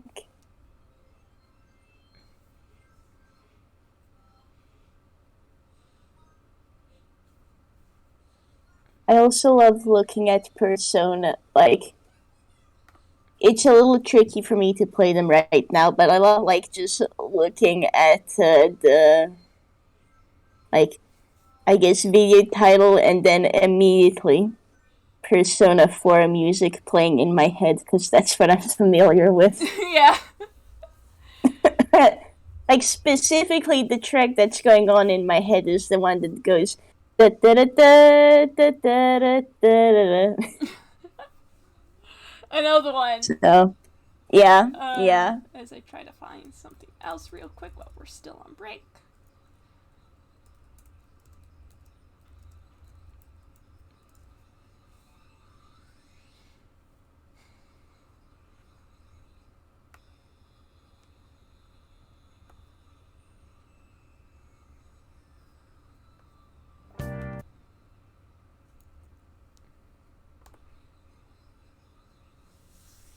I hope you guys are enjoying yourselves. This is kind of like a wild ride. I am enjoying myself. Absolutely. Thank you for letting me play the funny old man. Oh, of course. And yeah, no, absolutely. This has been a blast. All right. Just for like posterity's sake, it is probably while you're driving Seikichi that Arata does catch you up to speed. I forgot to message you privately about this, but I just love the idea that like if like way back when Azumi was still the detective prince in Yeddo, he and Seikichi might have interacted. God, that's Oh my so goodness. funny. This, like, Seikichi voice. Somehow, I'm not surprised that you got this connection. You kids are getting into wackiest shit. I can't wait for Seikichi to find out who Professor and Moria are and what they do. God. Yeah, if he's ever met Azumi, Camille does very much look like a mini Azumi. Yeah, he's taking one look at it and he's like, I'm not going to unpack that. Understandable. I don't think anyone has wanted to unpack that. It's like, alright. Least That's of a all, thing. Azumi. I'm not going to comment. And he just looks away. Mm-hmm. You know, Staria, what's the name? Your guy. Seikichi? Seikichi. Zakichi, thank you. May or may not recognize the professor because, This was before I handed was you. very, very briefly, but yeah. I think this was before I handed you Seikichi fully. Mm-hmm. Some fly buzzes right in front of my face. Go away. But there was an FPS around this time last year between Professor Arata and Ichika. Where the professor did get to meet briefly with with the other spirit rogues when they were visiting Inkwell. So if you want to say that they recognize each other, go for it.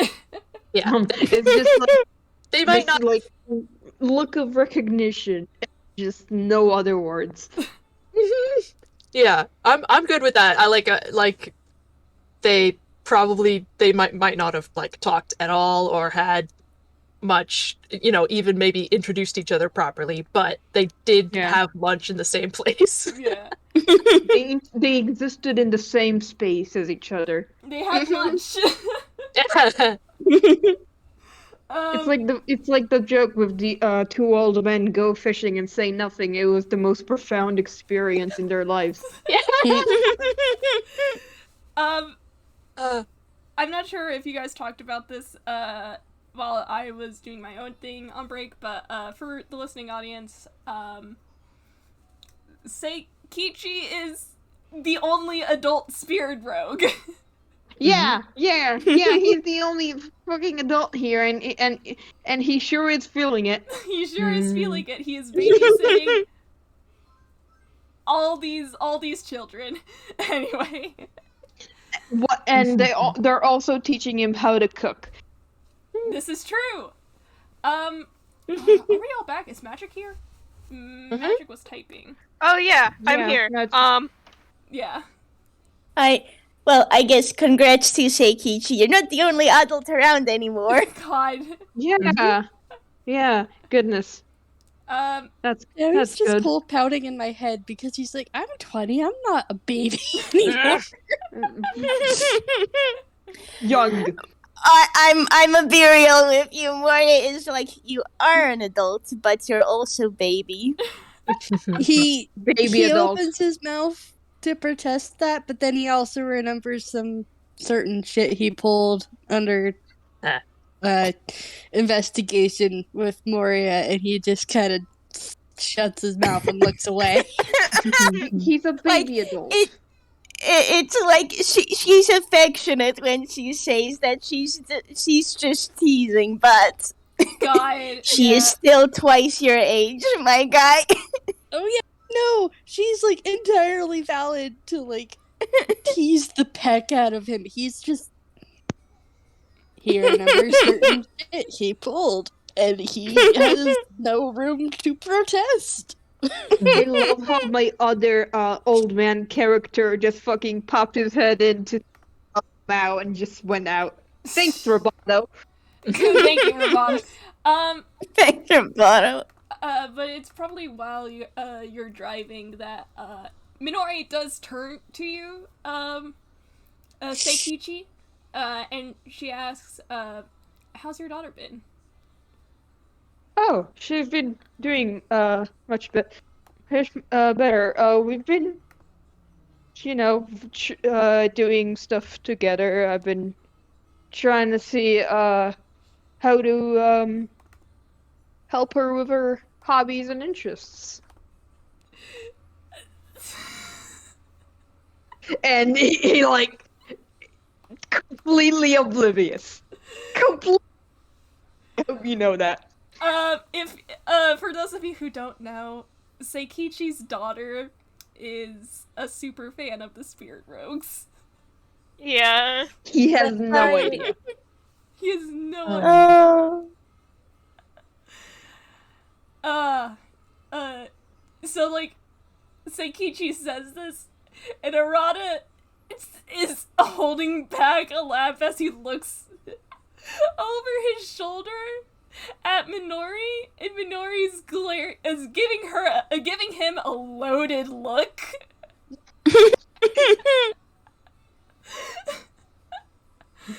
I think he'll continue in like the dad ramble of like, I got her a new we found a new camera that'll suit her well, and like a new microphone, and it's just like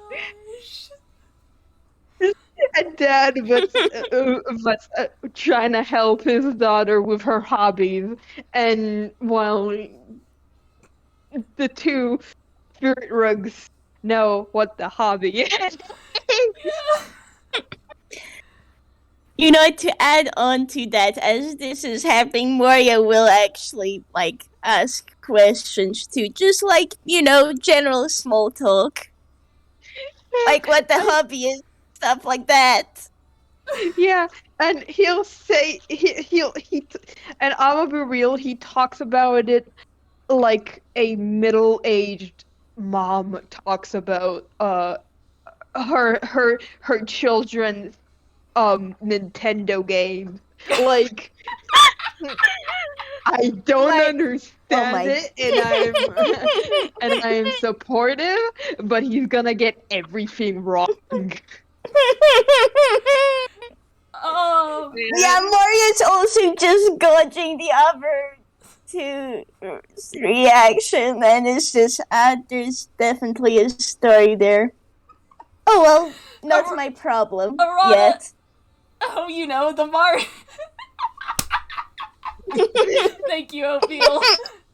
Yeah, the jumping squid guy, the one with the green clothes and the sword. Oh my god. Anyway. But, like, you guys are Oh my goodness. You can't stop Oh, man. talking. Okay, give me a sec. You guys are free to, like, do a quick, scene between each other while you guys are, in the wagon, together. It is probably gonna take a little bit of time to get to, Legree because it is very busy. This is Okashima. But, like, that's up to you guys. Arata Heavy and... traffics, but it's with wagons. Yeah. Wagons and very, very early automobiles. Yeah, so it's even Yeah. slower. Yeah. Because even Honestly, when Sammy's does giving move, me, it's like, just nap vibes. He will, nap will time. curl up and just, take a little nap. Take a little nappy. There are a lot of emotions. You deserve that nap. Yeah, Yeah. he had way too many emotions. His emotions are too goddamn big for the goddamn heat. They are! Hey, But Mira. that's one of his problems. Yes. Everything happens so much. Who is he taking a nap on? You know what? I'm sitting here and I look at you. Hi. Hi. Arana's in shotgun, so Yeah. Arana's in shotgun. Who sat next to Sammy? I'll be honest, Professor probably stayed near Camille. Mm-hmm. Yeah, and more. I have the image that, like, in the back it's Professor Camille Moria. Yeah. Well, in that case, Just sandwiched. yeah. You surprisingly actually get a flop of his head on your shoulder. He tried really hard, but he was tired and he fell asleep. Seeker was writing down notes about Senkichi's life in the back seat. And Goodness. Oh my goodness. I love that so much. and the rest of them just kind of see him like jolt for a second, like he didn't expect that, and just kind of like look over to stare at Sammy. Very carefully, kind of just like, all right, I can't move now. This You were is my now fate trapped. now. Trapped. He's trapped. This is my destiny. I think while they're in the wagon, at least Jeannie has gotten out of the bag to bother Minori. They haven't seen each other in a while. She is also trapped. There's a cat on her lap. Yeah. If Ginny goes to bother Senkichi while he's like, stuck in traffic, Senkichi probably does have like cat treats. Oh my for god! him. Oh my goodness. And deny as he may want, but he's not a cat. They're the good cat treats. Yeah, it's the begrudging, I'm not sure if anybody else remembers the scene, if you have seen Persona 5 all the way through, but there was a moment where Boss gives Genie like these really good cat treats, and like Genie was giving his usual like rant of like, I'm not a cat, but like he actually eats it and he's just like, wait, this is good. It is that scene again. And you just hear Arata just start cackling. And Seikichi, there is a bit of a chuckle at the antics. Oh, that's great. Yeah, Camille, he's not really in a words mood, but there's a silent nod because, yes, they got you too.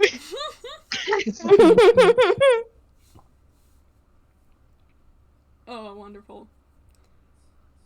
Yeah, otherwise he's kind of just sitting between Moria and the professor.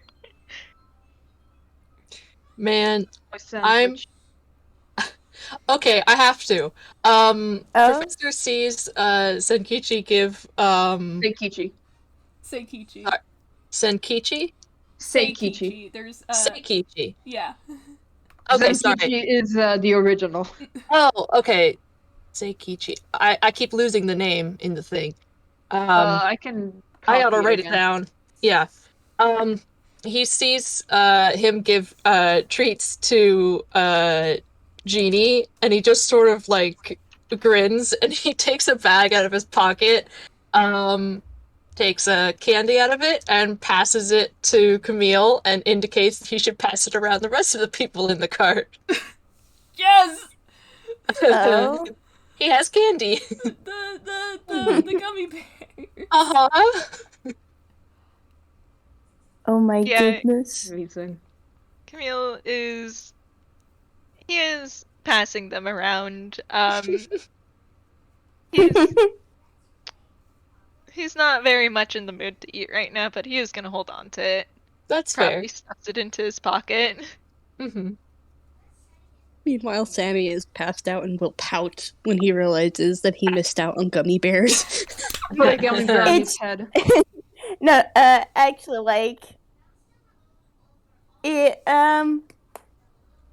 think, like, Moria would actually hold on to hers, and then she'll just pass it over to Sammy when he's awake. Aw. Aw. Just very quiet, touched, happy wiggles. If Seikichi's also getting the a gummy bear, just like, huh, what? And but he will eat it. You are not immune to Grandpa Candy. He is not. And that's what we're calling it, huh? I mean, is she wrong? Nope. That's what Seeker I has thought. Seeker probably has to reach over a sleeping Sammy in order to like grab the bag, Mm-hmm. Oh my god. and like he just kind of stares at it. And he's just like, I don't think I have the dexterity to grab one of these and not wake him up. I'm sorry.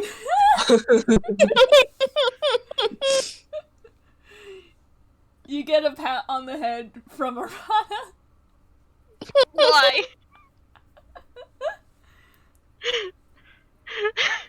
Seeker looks slightly offended in that playful way, but still slightly offended.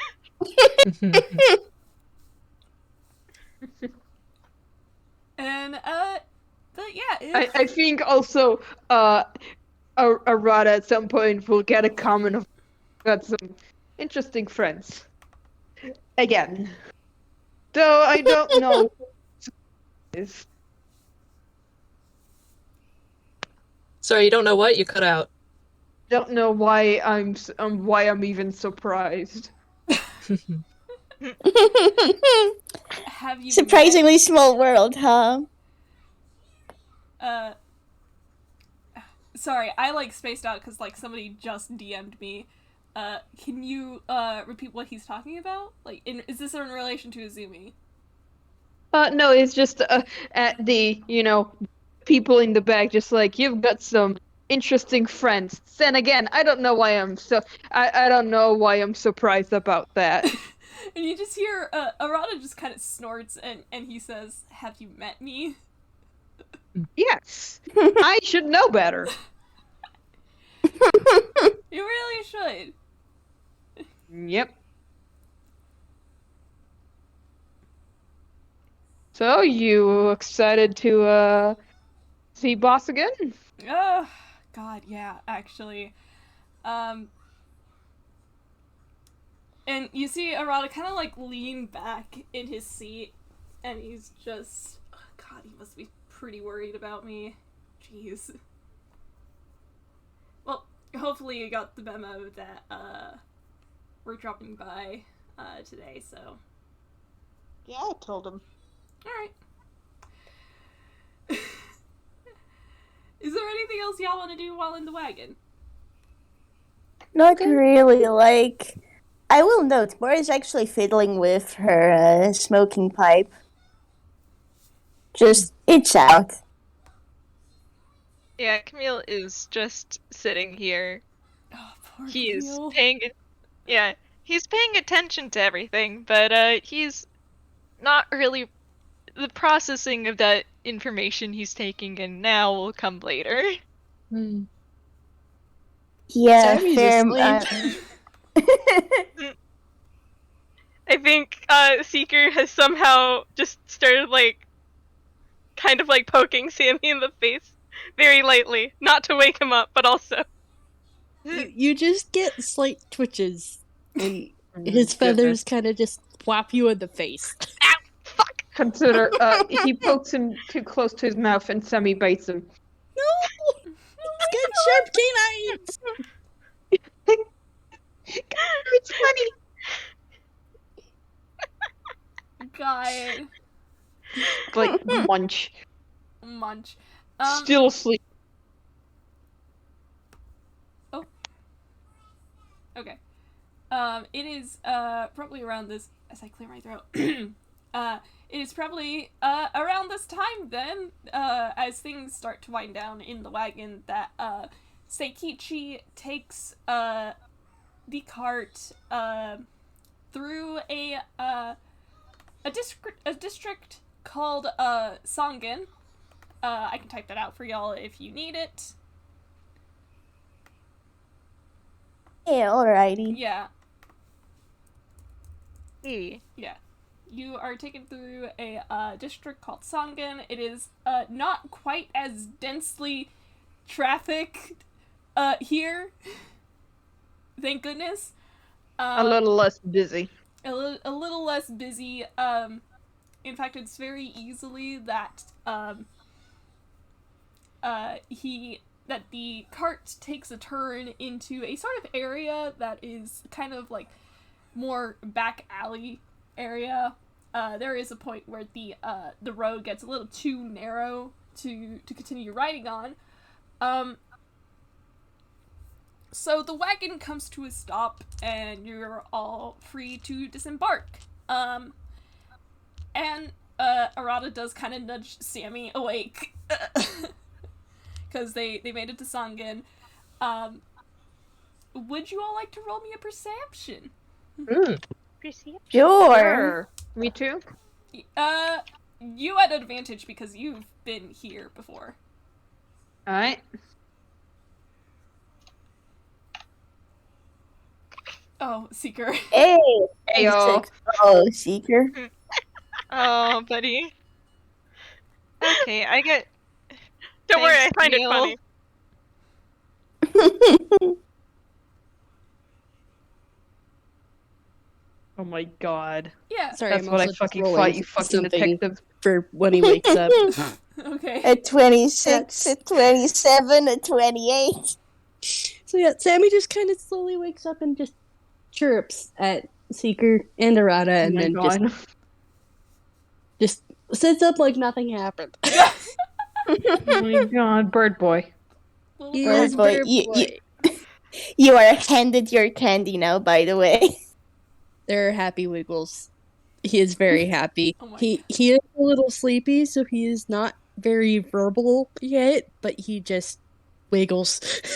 Yeah. If you're still waking up, Arata's gonna help you climb out the cart. I'm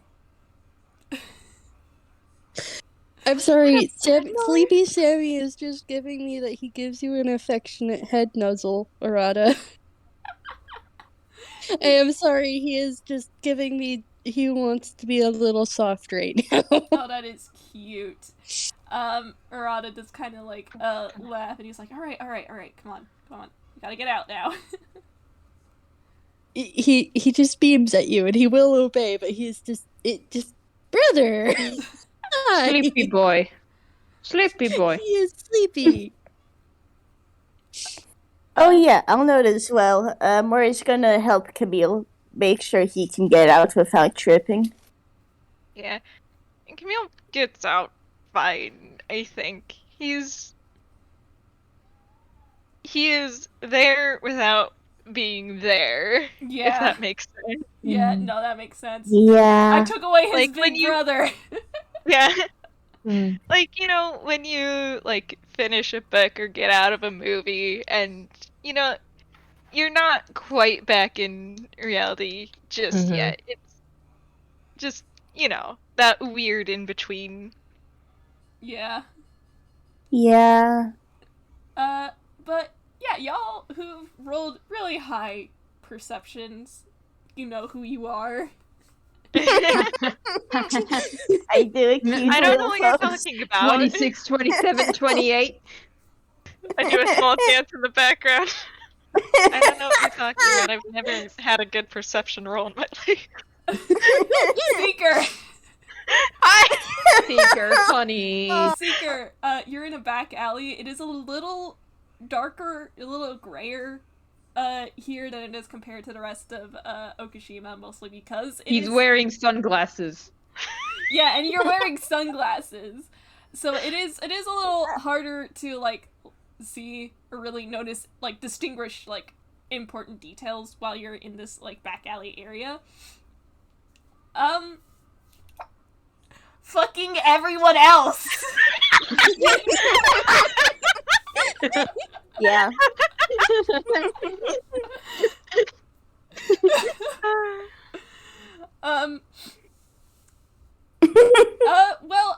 Let me start with this. I did say that the district is called Sangen. It is really not that far from a station, another train station, called, Sangen Joya. I think that's what I wrote it down as. Give me a second to double check. Yeah, Sangen Joya. There is a station nearby, that is, like, right on, in between, like, districts and whatnot. So, that's, where you are. There is, clearly an easy way to get to the rest of, Okashima from this location. Speaking of, this, back alley area is actually pretty, even though it is not as, densely populated as the rest of Okashima, especially the districts you were previously in. There is like quite a few establishments and a bit of residential blocks nearby. Specifically, there is a... Hang on, I need to find something real quick because I forgot to put it in my notes again. Oh. You good.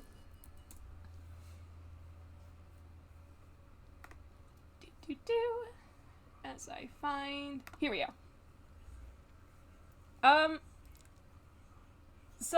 Yeah. You guys are standing at the entrance of this, like, pretty much back alley area, and, towards the other end, the direction you're facing down the little path, there is more of a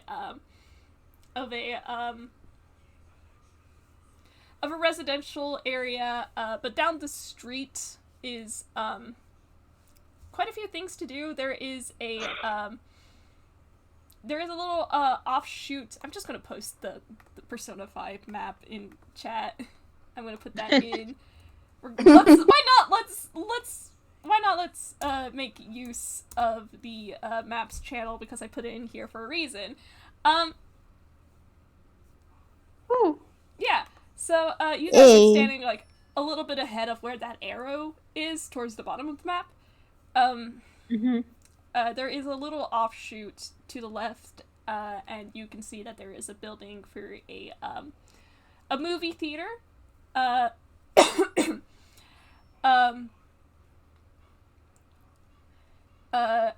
And down that same path, there is a medical clinic. In fact, you see a woman in high heels and a lab coat walk in that direction.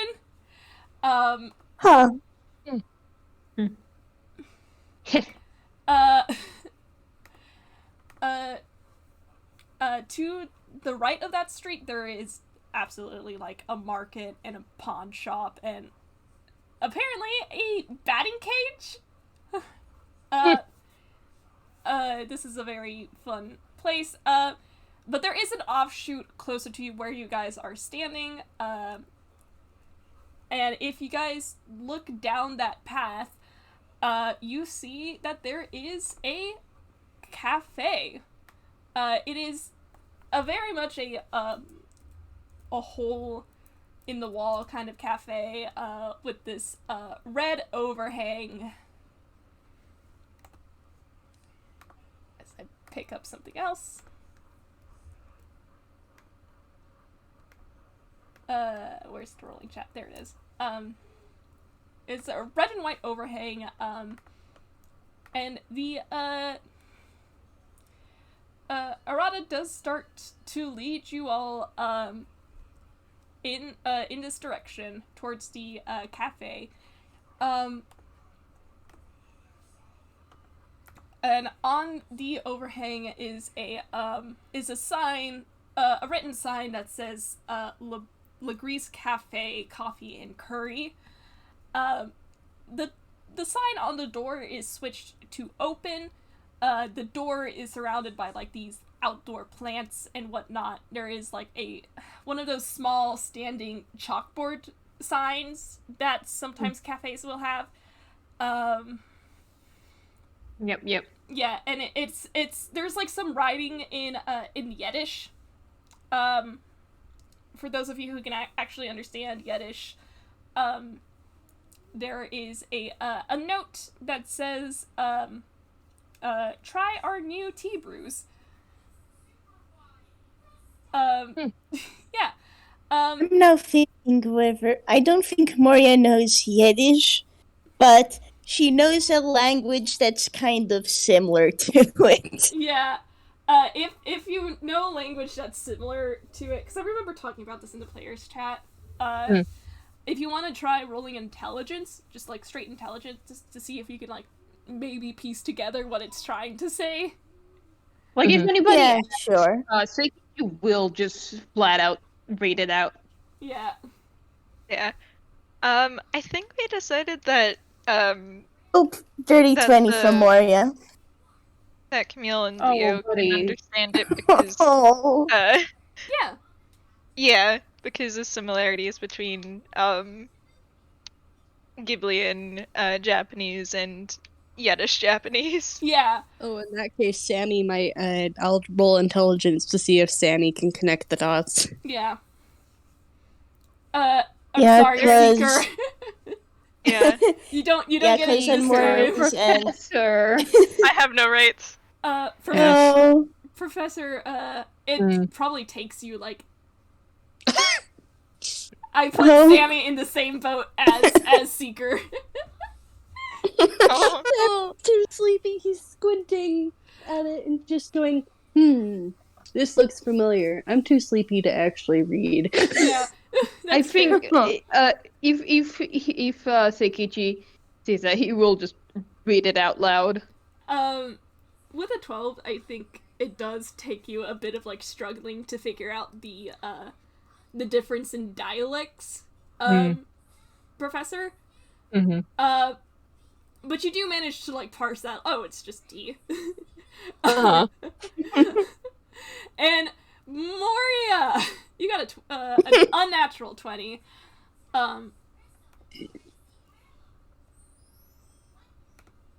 I think he figures it out pretty well. Yeah, you figure it out pretty well. Like, yeah, there are, like, differences between Yiddish and the language you're familiar with, but you pick it up pretty quickly, and you're just like, oh, okay. Just like, I don't know what the language would be called in that universe, but like, considering her OG's from a Project Moon game, I want to say that yeah, she knows Korean essentially. So Yeah. Mhm. it's like there are definitely language differences, but Yeah, Korean. she's If I remember correctly, Korean is very different from Japanese. yeah, but just like she's able to pick it up just like after a bit, like, oh, okay. And, yeah, this is Legree's Cafe. I'm just gonna throw this in here because I just remembered this fun fact. In Persona 5, the cafe is named Leblon after the author of, the Arsène Lupin books.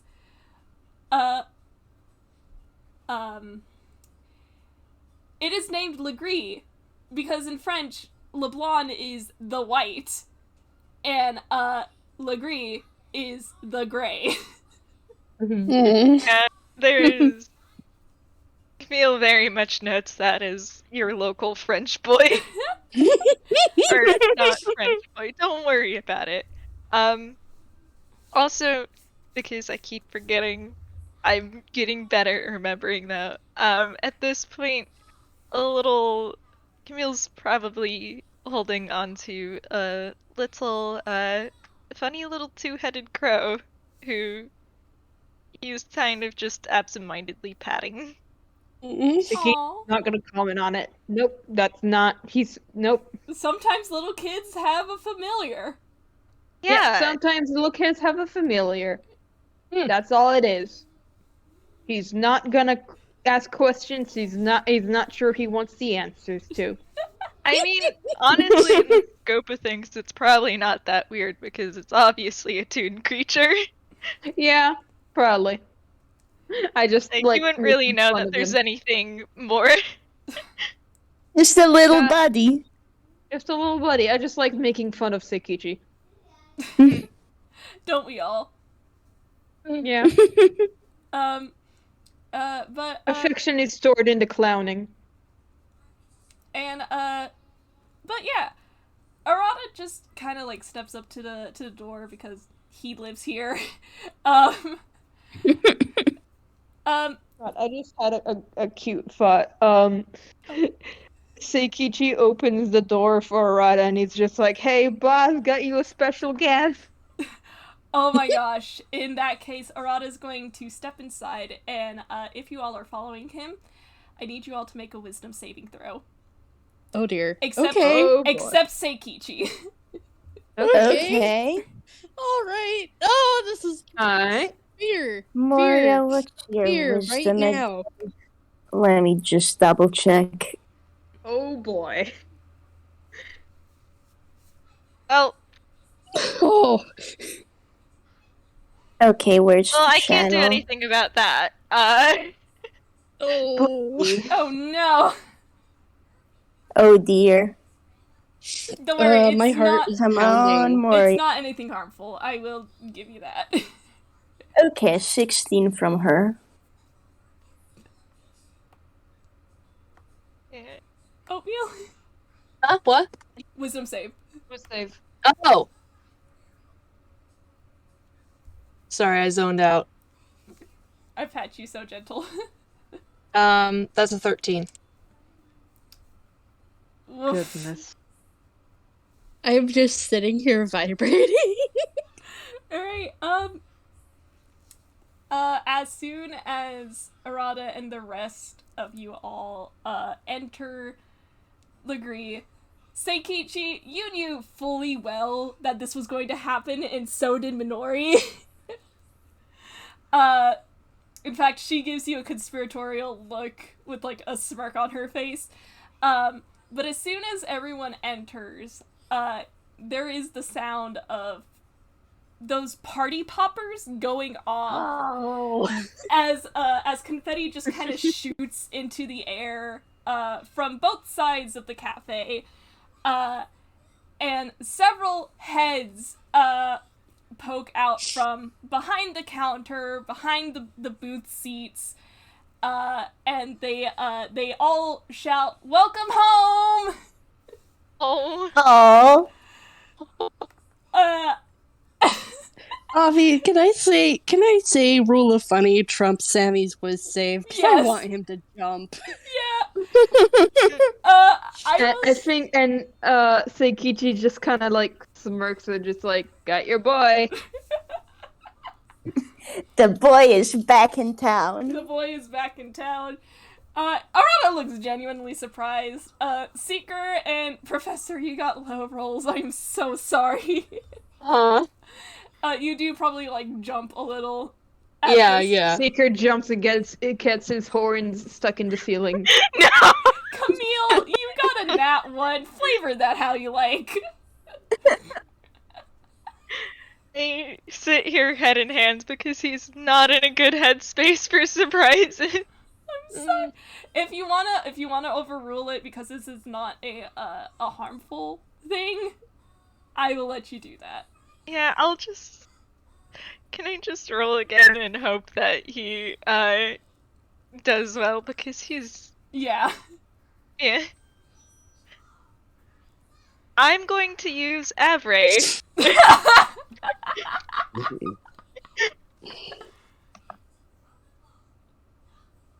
You know what? That's good enough. He does sort of startle a bit, and hold the little crow a bit closer as he sort of slides behind the nearest adult, which is probably Moria or the professor. Mm-hmm. Yeah, real talk, Moria hasn't let go of your hand. Like, Yeah. unless you wanted that to happen, so... Yeah, so he just holds the crow a bit closer and scoots behind Moria. Fair. And Oh, sorry. Bless I will- you. I will note Seeker jumped a solid foot in the air. Freezing. Love that for him. Arata is absolutely startled by this. He does jump. And he... and, you hear him, words. How do I describe this? He doesn't exactly, like, yell. It's more of that, like, playful annoyance, in Yiddish, where he, for those of you who can't understand, he just says something along the lines of, "This is the third goddamn time you guys have done this." And there is just a loud, uproar of laughter as Arata steps forward to, greet everyone. And and they all kind of just, like, huddle, as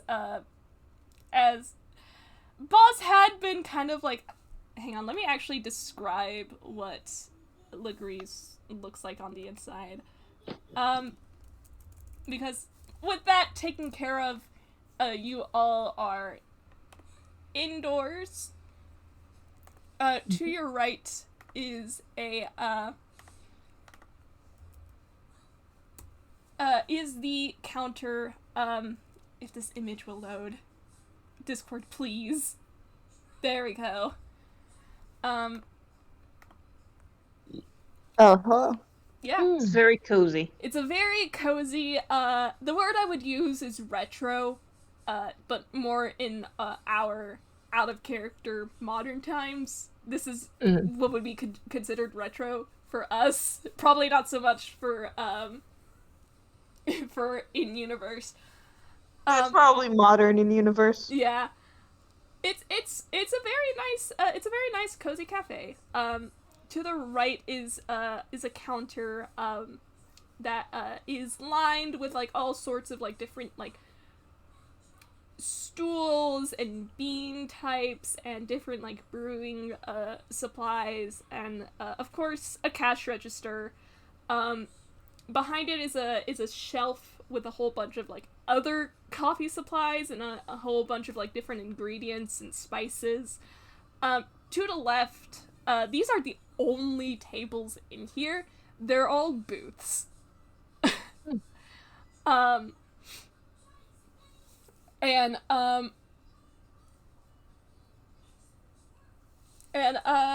Directly next to the front entrance where you guys are currently standing, there is a painting on the wall. And if you guys have if your characters have, as I try to figure out how to word this, if your characters are more like up to date with like stories like art history, if you would be interested in like kind of stuff like that, you are free to make me a history check. Oh boy, would I? Yeah, I guess I will, considering who Yuppie's brother is. How well known do you think this like item would be? Would this be something you could find out while in Einquell? Yeah. If you're going out of your way to like look stuff up, while in Einquell about Yeddo, I would argue, yeah, you would be able to find this. Yeah. Okay, yeah, because Moria did just have a period of doing a lot of research, so she knows stuff. Yeah. Yeah, Camille's brother is very much an art history buff, so I'll roll history for him, and if he does good, then it's all because of Leo. Shout out to Leo Layton, our favorite dancing boy. Oh shit, you all passed my DC. Okay. Nice. Hey. Looks like Leo's rambling actually stuck for once. Amazing. I'm also gonna put in a new theme for y'all.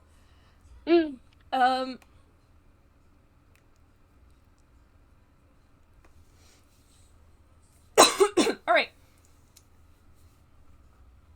My 15s and 16s, that would be Seeker, Professor, and Camille. I almost said Fletch.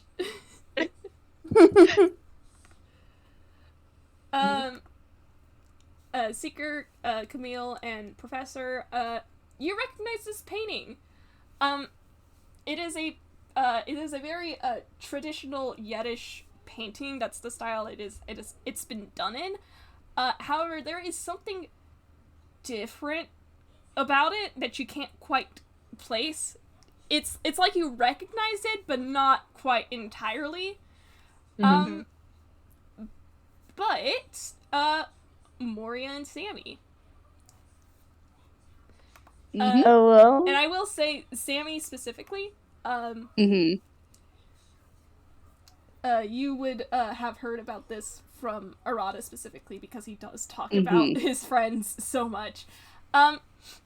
This painting bears a resemblance to a very famous Yiddish painting called the Himeyuri, and I'll type that out for you as well. Thank you, keyboard. It is, it's a painting of a woman. The version that is more well known, however, is very different in that this painting, the woman is holding a child. In the painting you're more familiar with, that child is not present. In fact, it is covered up by a cloud, as if it had been painted over. And Sammy, since Arata has talked to you about this before, and Moria, because you got a goddamn 23, you would know that that the person who had claimed to have created the Himeyori actually plagiarized this art piece. It was not his, and he eventually confessed to the fact that it was not his. And it is very easy to tell that this is meant to be the original Himeyuri. I feel like Sammy just kind of murmurs to Arata, just, I like this version better. Yeah, Moria will look and, comment. As I also find the... she'll comment that it's quite a pretty painting. Yeah. Yeah, Sammy specifically is saying this in, with the, what is the word? With more meaning packed into his words, because he knows a lot more of the history of this, because Arata has told him some of the spirit rogue side of this, I would expect. Oh, absolutely. Continue. Well, he's looking at Arata and just, yeah, no, this is a lot better. Yeah. Yeah, I guess, Moria doesn't know the spirit rogue side of things, but she just simply looks at it and, yeah, it's a good picture, and she'll leave it at that. Yeah. Because Sekichi probably knows a little bit about it, both from, being in the police while that case happened, and also, he heard the kids talk. Yeah. He knows a little bit, not the most, but he knows some stuff. Alright, Moria... Yeah. Oh. Were you saying something, Fletch? Camille, he's still a little out of it, but he does make mental note of, oh, Leo would like that probably. Love that. Moria, because you did get a high roll, you do know for a fact that one of the reasons why the forged Himeyuri got so popular was because of the woman's expression. It was, nobody could tell what she was looking at, so it just created this aura of mystery, and that's why it got so popular. Yeah. For our listening audience who does not know the context from Persona 5 Royal, the painting was done by a woman who unfortunately passed away moments after finishing this painting, as a wish for her child to be well cared for, and that child is actually a member of the Spirit Rogues. Has emotions over this plotline. Yeah, it is a very emotional part of the game. It's a very good part of the game. In fact, speaking of that member of the Spirit Rogues, after Sammy has commented to Arata about the Himeyuri, or that apparently reminds Arata of something, and he specifically seeks out his boyfriend and just tackles him. Sammy's watching this with a big shit-eating grin. And yeah, the gays are here. I should add that note to the server. Sammy's just sitting here, just beaming at the reunion going on. Just, haha, yes, good. My brother gets affection and romance. Yes! Yeah. Full on shipping a ship, full shipper on board Amazing. here. And shipper on Incredible. deck, huh? That's Yuina, our lovely artist boy, who's also Arata's boyfriend. And it's probably while this is happening that that boss comes out of his little like hiding area. That was like there was a little space behind the shelves that kind of like where the kitchen is. It's another open kitchen that you can like look into from the counter. He steps out and oh my god, that's another reference I forgot to pull up beforehand. I am so sorry. It's okay. No worries. There. I will say, as soon as Sammy does see Boss, though, he is going to just kind of gooch on over and give the man a hug. Yeah, this middle-aged man, black hair, glasses, with a very fine-looking goatee, does stop, walking just in time to, like, catch, Sammy in that hug, and you are taller than him, Sammy.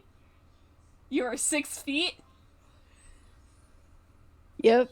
He does make himself a little bit smaller though, and just kind of tucks his face into Boss's shoulder though, because just this is a dad, Your Honor.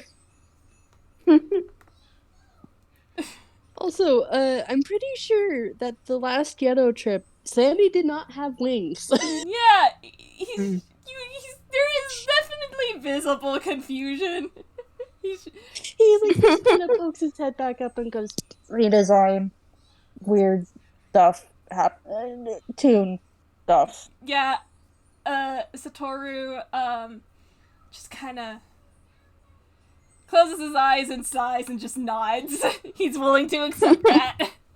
He just kind of like, there's just a shy little smile as he kind of just steps back a little bit, and he's just like, it's good to see you, boss. It's good to see you too, Sammy.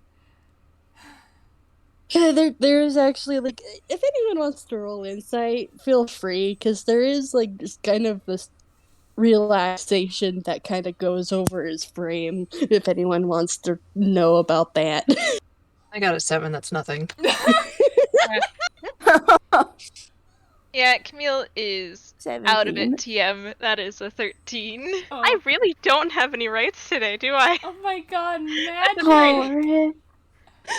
Oh, well, Seeker's too distracted by the painting. It is a very pretty Well, painting. It's a very pretty painting. well, Okay. Oh my.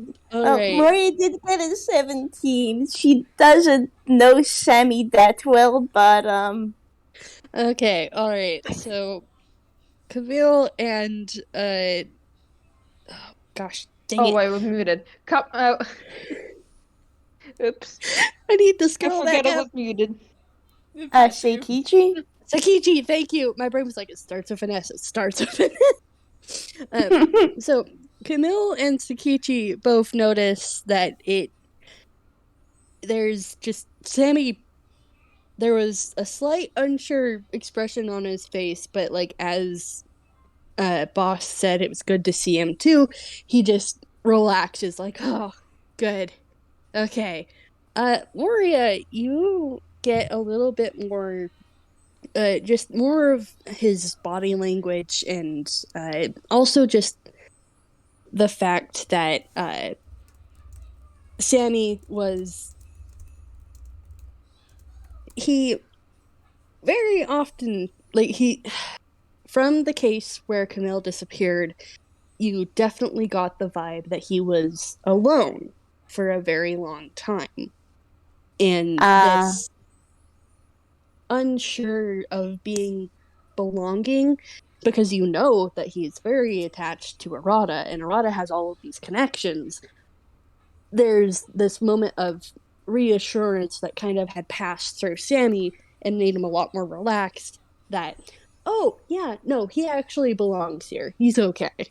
Yeah, No, if you That don't is so fair. if you don't think you belong, Sammy, think of fucking again, because as soon as like all the like reunion stuff on Arata's end is done, they are coming for you.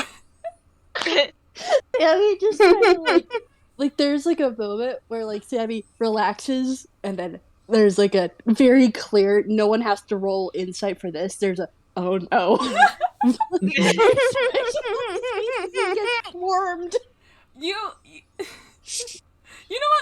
what? You just get all but tackled into a noogie from Ryoto as he like pulls you in and just rustles your head. Like he like squawks very very birdishly. And then, like, he's like trying to get out of Ryoto's grip, and he is trying to use a wing, but they just And it's at this point Trapped. It's at this point that Satoru is just looks he looks very amused by all of this. And he glances at Arata and he says, "Jeez, you really have to use my place for a party again." And Arata looks jokingly offended, as if he was the one who planned this. It is very clearly not his idea for this, but he is having a good time anyway. Seikichi is meanwhile just like sitting near one of the tables. Yeah. Satoru just clears his throat to like kind of like command the room, and he says, "All right, guys, settle down. Let's get you guys some lunch, okay?" And the rogues all kind of nod and like chirp a reply as they all kind of settle down, and then Satoru speaks back up again, and he says, "Not you, Arata, you're helping me out."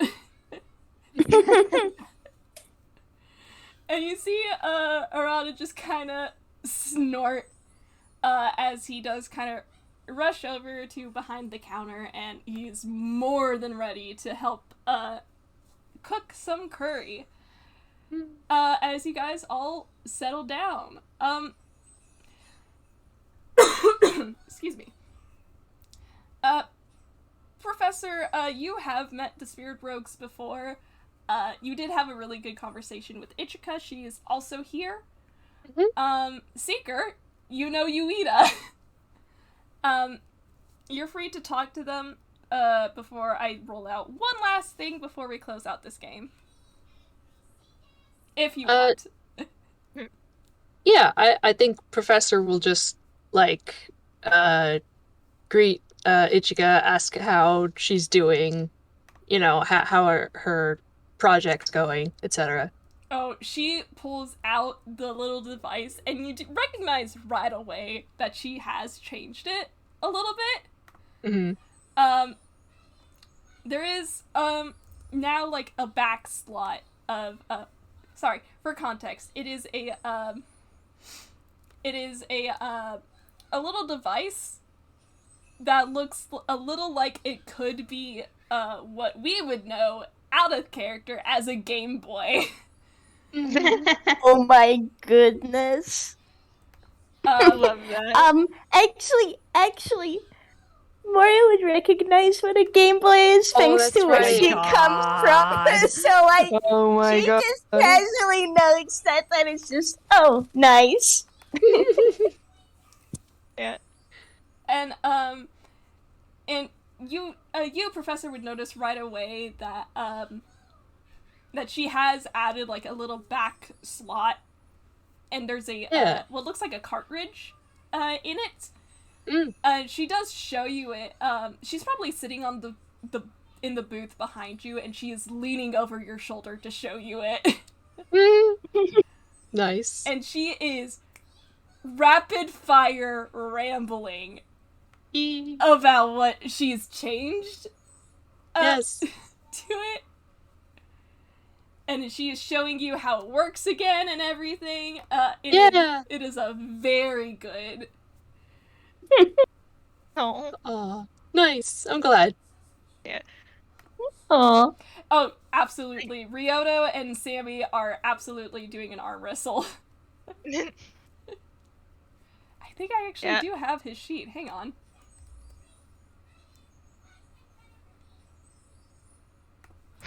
Yeah, in the meanwhile, I do slide forth Camille, who is still in the disguise that makes him look like Azumi, though once he's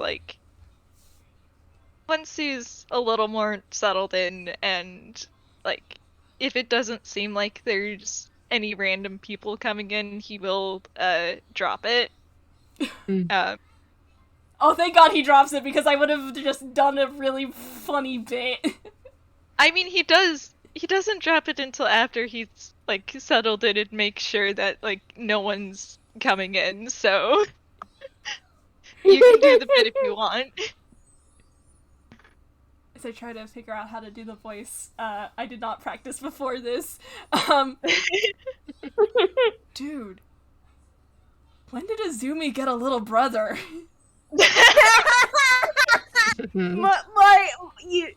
Everyone looking at them, you see Moria visibly snort.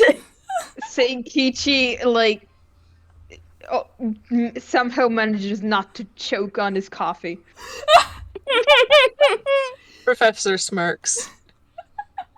You know, I was kind of wondering that earlier. I wasn't going to ask. Camille sort of just blinks, sort of snaps out of it a little bit, and it's just, oh, no, and he drops the, disguise, and is a little red-headed half-toon, is he's just, I just didn't really want to stick out. Of course, dear. Oh, you hear Ryota just kind of... I think Ryota is dumb enough to say this. Hang on. It's like, try to actually figure out how he says it. He's just... I will say, if anyone wants to roll insight on Moria for fun and enrichment. Seikichi, meanwhile, is like, oh, goodness, I almost had a heart attack. Yeah, no, Ryota's just like, oh, thank God. I thought Azumi had a secret brother he never told any of us about. Please roll me insight on Moria for fun. I think Sammy is going to flick 10. Ryoto's forehead a little. You know what? It's probably for the best that Camille did not, I'm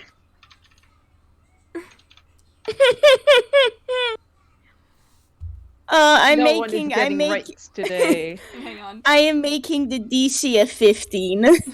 So Seikichi Hey, will Cupman's get getting this it. at least. Yeah. There we go.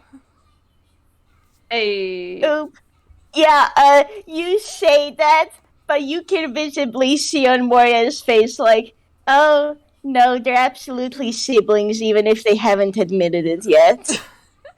Moria just has the knife cat face, just like, they're not siblings.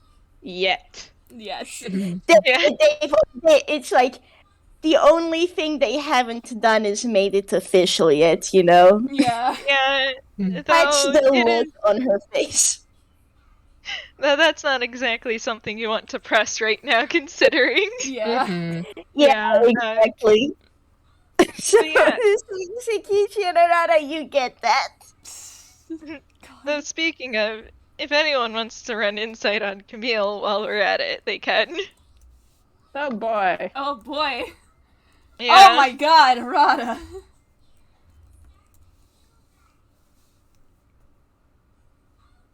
19. Seeker, honey. Oh, Seeker. He has no rights. Hey. Seeker. And now Hey, just 28 from Moria. God dang, Moria. Look, plus- this is one of her kids. That plus 12. I think she deserves it. With she I mean, she does. I'm just Azumi and surprised. Camille are her kids. Do I really need to say anything more? No. Okay, Camille, I guess you want to choose violence, but joke's on you, idiot man. So, let's see. I think the only ones that beat that are Moria and Arata. No, Arata got a 19 not plus Arata. 6. So I think You know what? I'm gonna force him Just to. fails. Only Moria. You know what? I'm giving him disadvantage for this because come on, buddy. Okay, there we go. Okay. Yeah, so this time Moria for and real, Arata. just Arata and Moria. Which I guess makes sense because they are the ones who would be the most tuned into this. Since Sakichi does not know this kid, and Yeah, Sakichi literally met this kid today. neither does Seeker, and Sammy is preoccupied. Sammy's Is arm very- wrestling Ryoto. Ryoto got a 19 on that strength check, but if we're doing athletics, it would be... Oh god. Frick, what is Sammy's athletics? No, sorry, he got a... Oh, if it was athletics, it would be a, so I try to do mental math. A 23. Seriously. Alright, let me just really quickly roll. No, I did. Wait, nope. One sec. But yeah, continue. He loses. He got a 12. Rip. Oh, rip. Yeah, he's a little too busy, like, struggling, and plonk! He probably cartoonishly, like, actually tilts with his arm. Oh, So he's just kind of sitting there sideways for a little bit. But yeah, so to sprinkle in a little more of that mild angst rating, yeah, Camille, to everyone but Arata and Moria, Camille looks like a sort of how you would expect a kid to react to someone they care about going away for a while. Just, still very childish in mannerisms, but a little more subdued and upset. Arata and Moria, this kid is slightly dissociating. Oof. yeah. Moria figured. He is not fully here right now until, and basically for the whole period until someone poked him, and then, once that conversation was done, he went back to the old dissociation board TM. Yeah. That's Oh, man. Yeah. Arata does place some of Boss's cooking in front of you. That was like, you have curry. Oh, Yeah, Moria will nudge Camille a little bit. You should eat, yeah. let's see. He'll nod and probably take a few bites. He does not have much of an appetite right now. That's a shame, because you know what the modifier Arata uses for his cooking is, right? Yeah. You know how good Arata's cooking is. Boss's cooking is even better. Yeah. And he does note that he's just not in the mindset to appreciate it, unfortunately. Yeah. That's alright. There is probably another commotion as people did cheer with Ryoto and Sammy's arm wrestle, and Saikichi, he is challenging you next. Oh boy. Sakichi just it's kind of just like, so I was like, all right. I Once this is done, I have an idea. Alright. Oh my god. Okay. That is a... Oof, not doing so hot.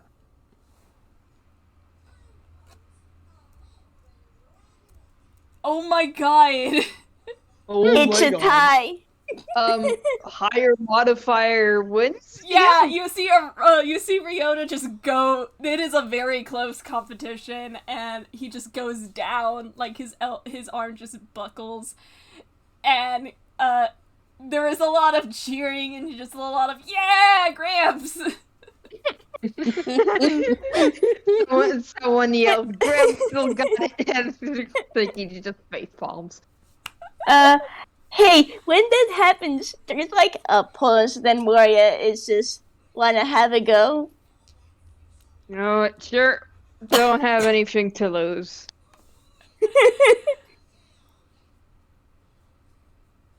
Can you tell I like using this role for her? Okay. Ooh! Oh my gosh! Yo, you beat her, congrats! Yeah, damn. It is another close competition. But Moria does start to go down, not quite as suddenly as Ryoto. But, yeah, you do. Seikichi does win this round. Yeah, no, there's a clap from her, congrats. Damn, I did not think he'd win that. But yeah, for the audience, have a 20 in strength. Oh my gosh. Hey, handshake Moria. Okay. Anyway, it is probably during this loud commotion of everybody just getting their food, and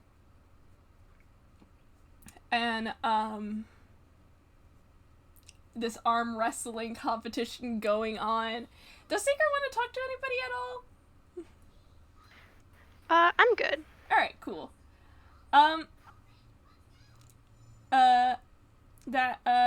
Then it's at this point that, like, Satoru does kind of call, Arata back from the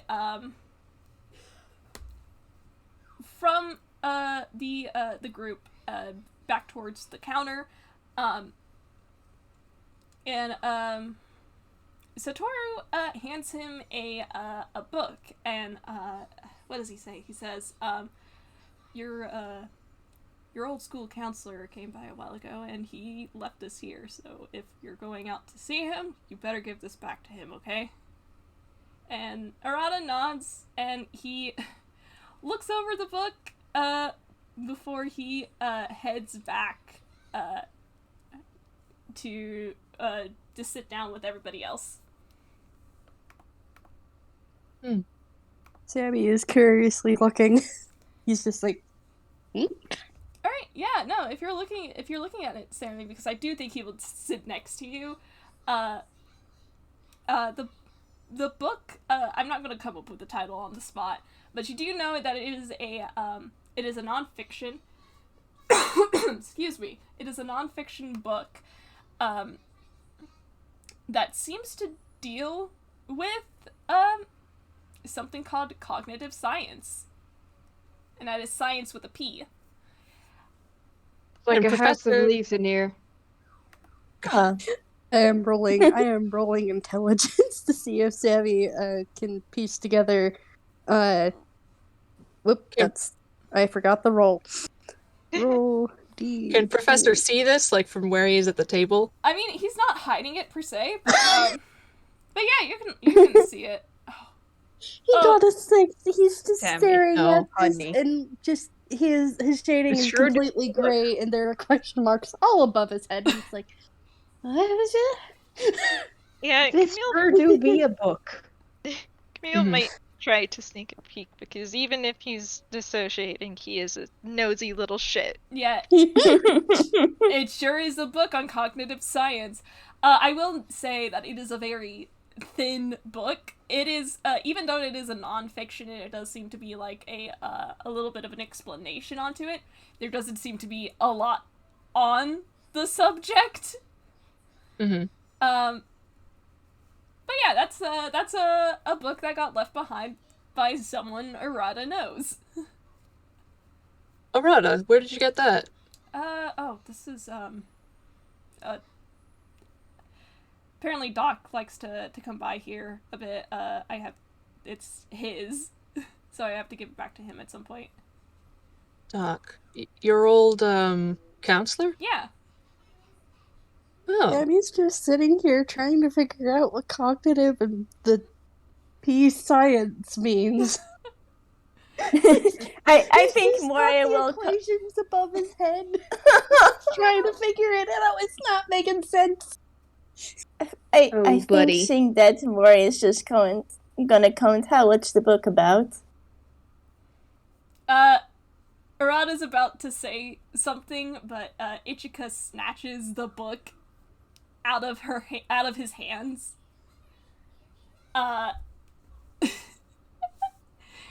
Because this is something that she is also into. Just so like we're all on the same page, this is how you spell it. Mhm. PSI science. Yeah. And I don't have a ramble prepared, so just bear with me. And she says, cognitive science is it's a lesser known study, but it's about how cognition and how we perceive the world actually shapes our worlds. There's a little bit more supernatural stuff to it and whatever, but my mom used to study it. Okay. Ah.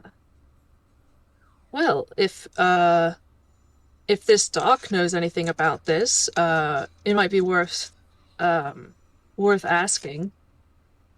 Mm. You know, and he just sort of like looks at Arata.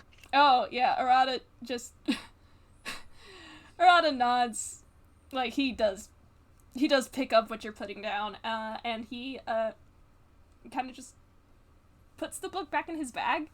Speaking of the bag, the cat is out of the bag. Yeah. Literally. The cat is loose. The cat is free. He is currently getting doted on by a couple of the ladies in the cafe because you can't resist a cute cat, even if they all know that he is not a cat. Yeah. Even if they all know he's a little shit. Even if they all know he's a little shit.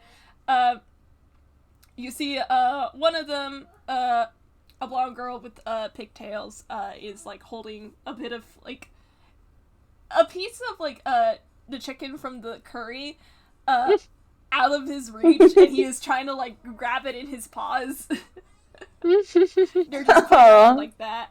But like that's the last bit that I had in my notes for this game.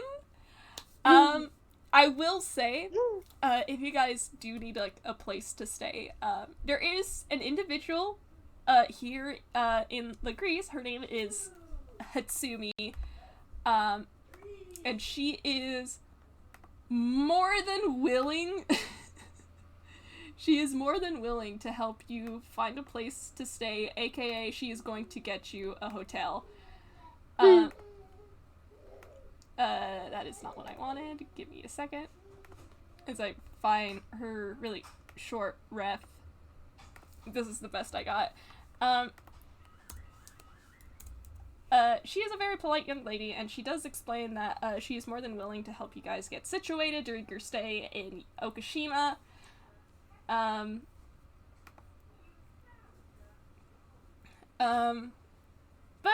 yeah, that's all I have planned for today.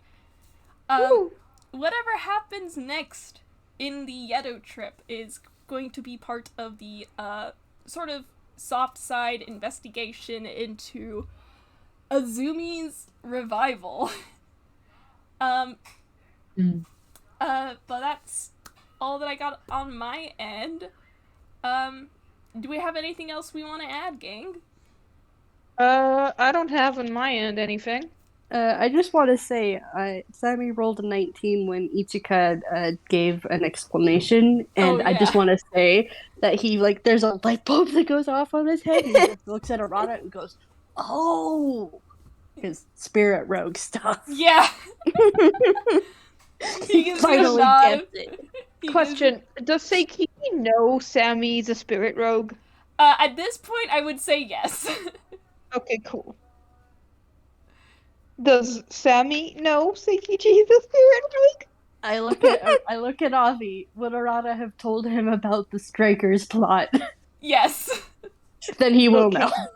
Okay, cool. Yeah, this old man is the babysitter. He's assigned babysitter. He sure is. From all that Sammy has seen, he likes the man.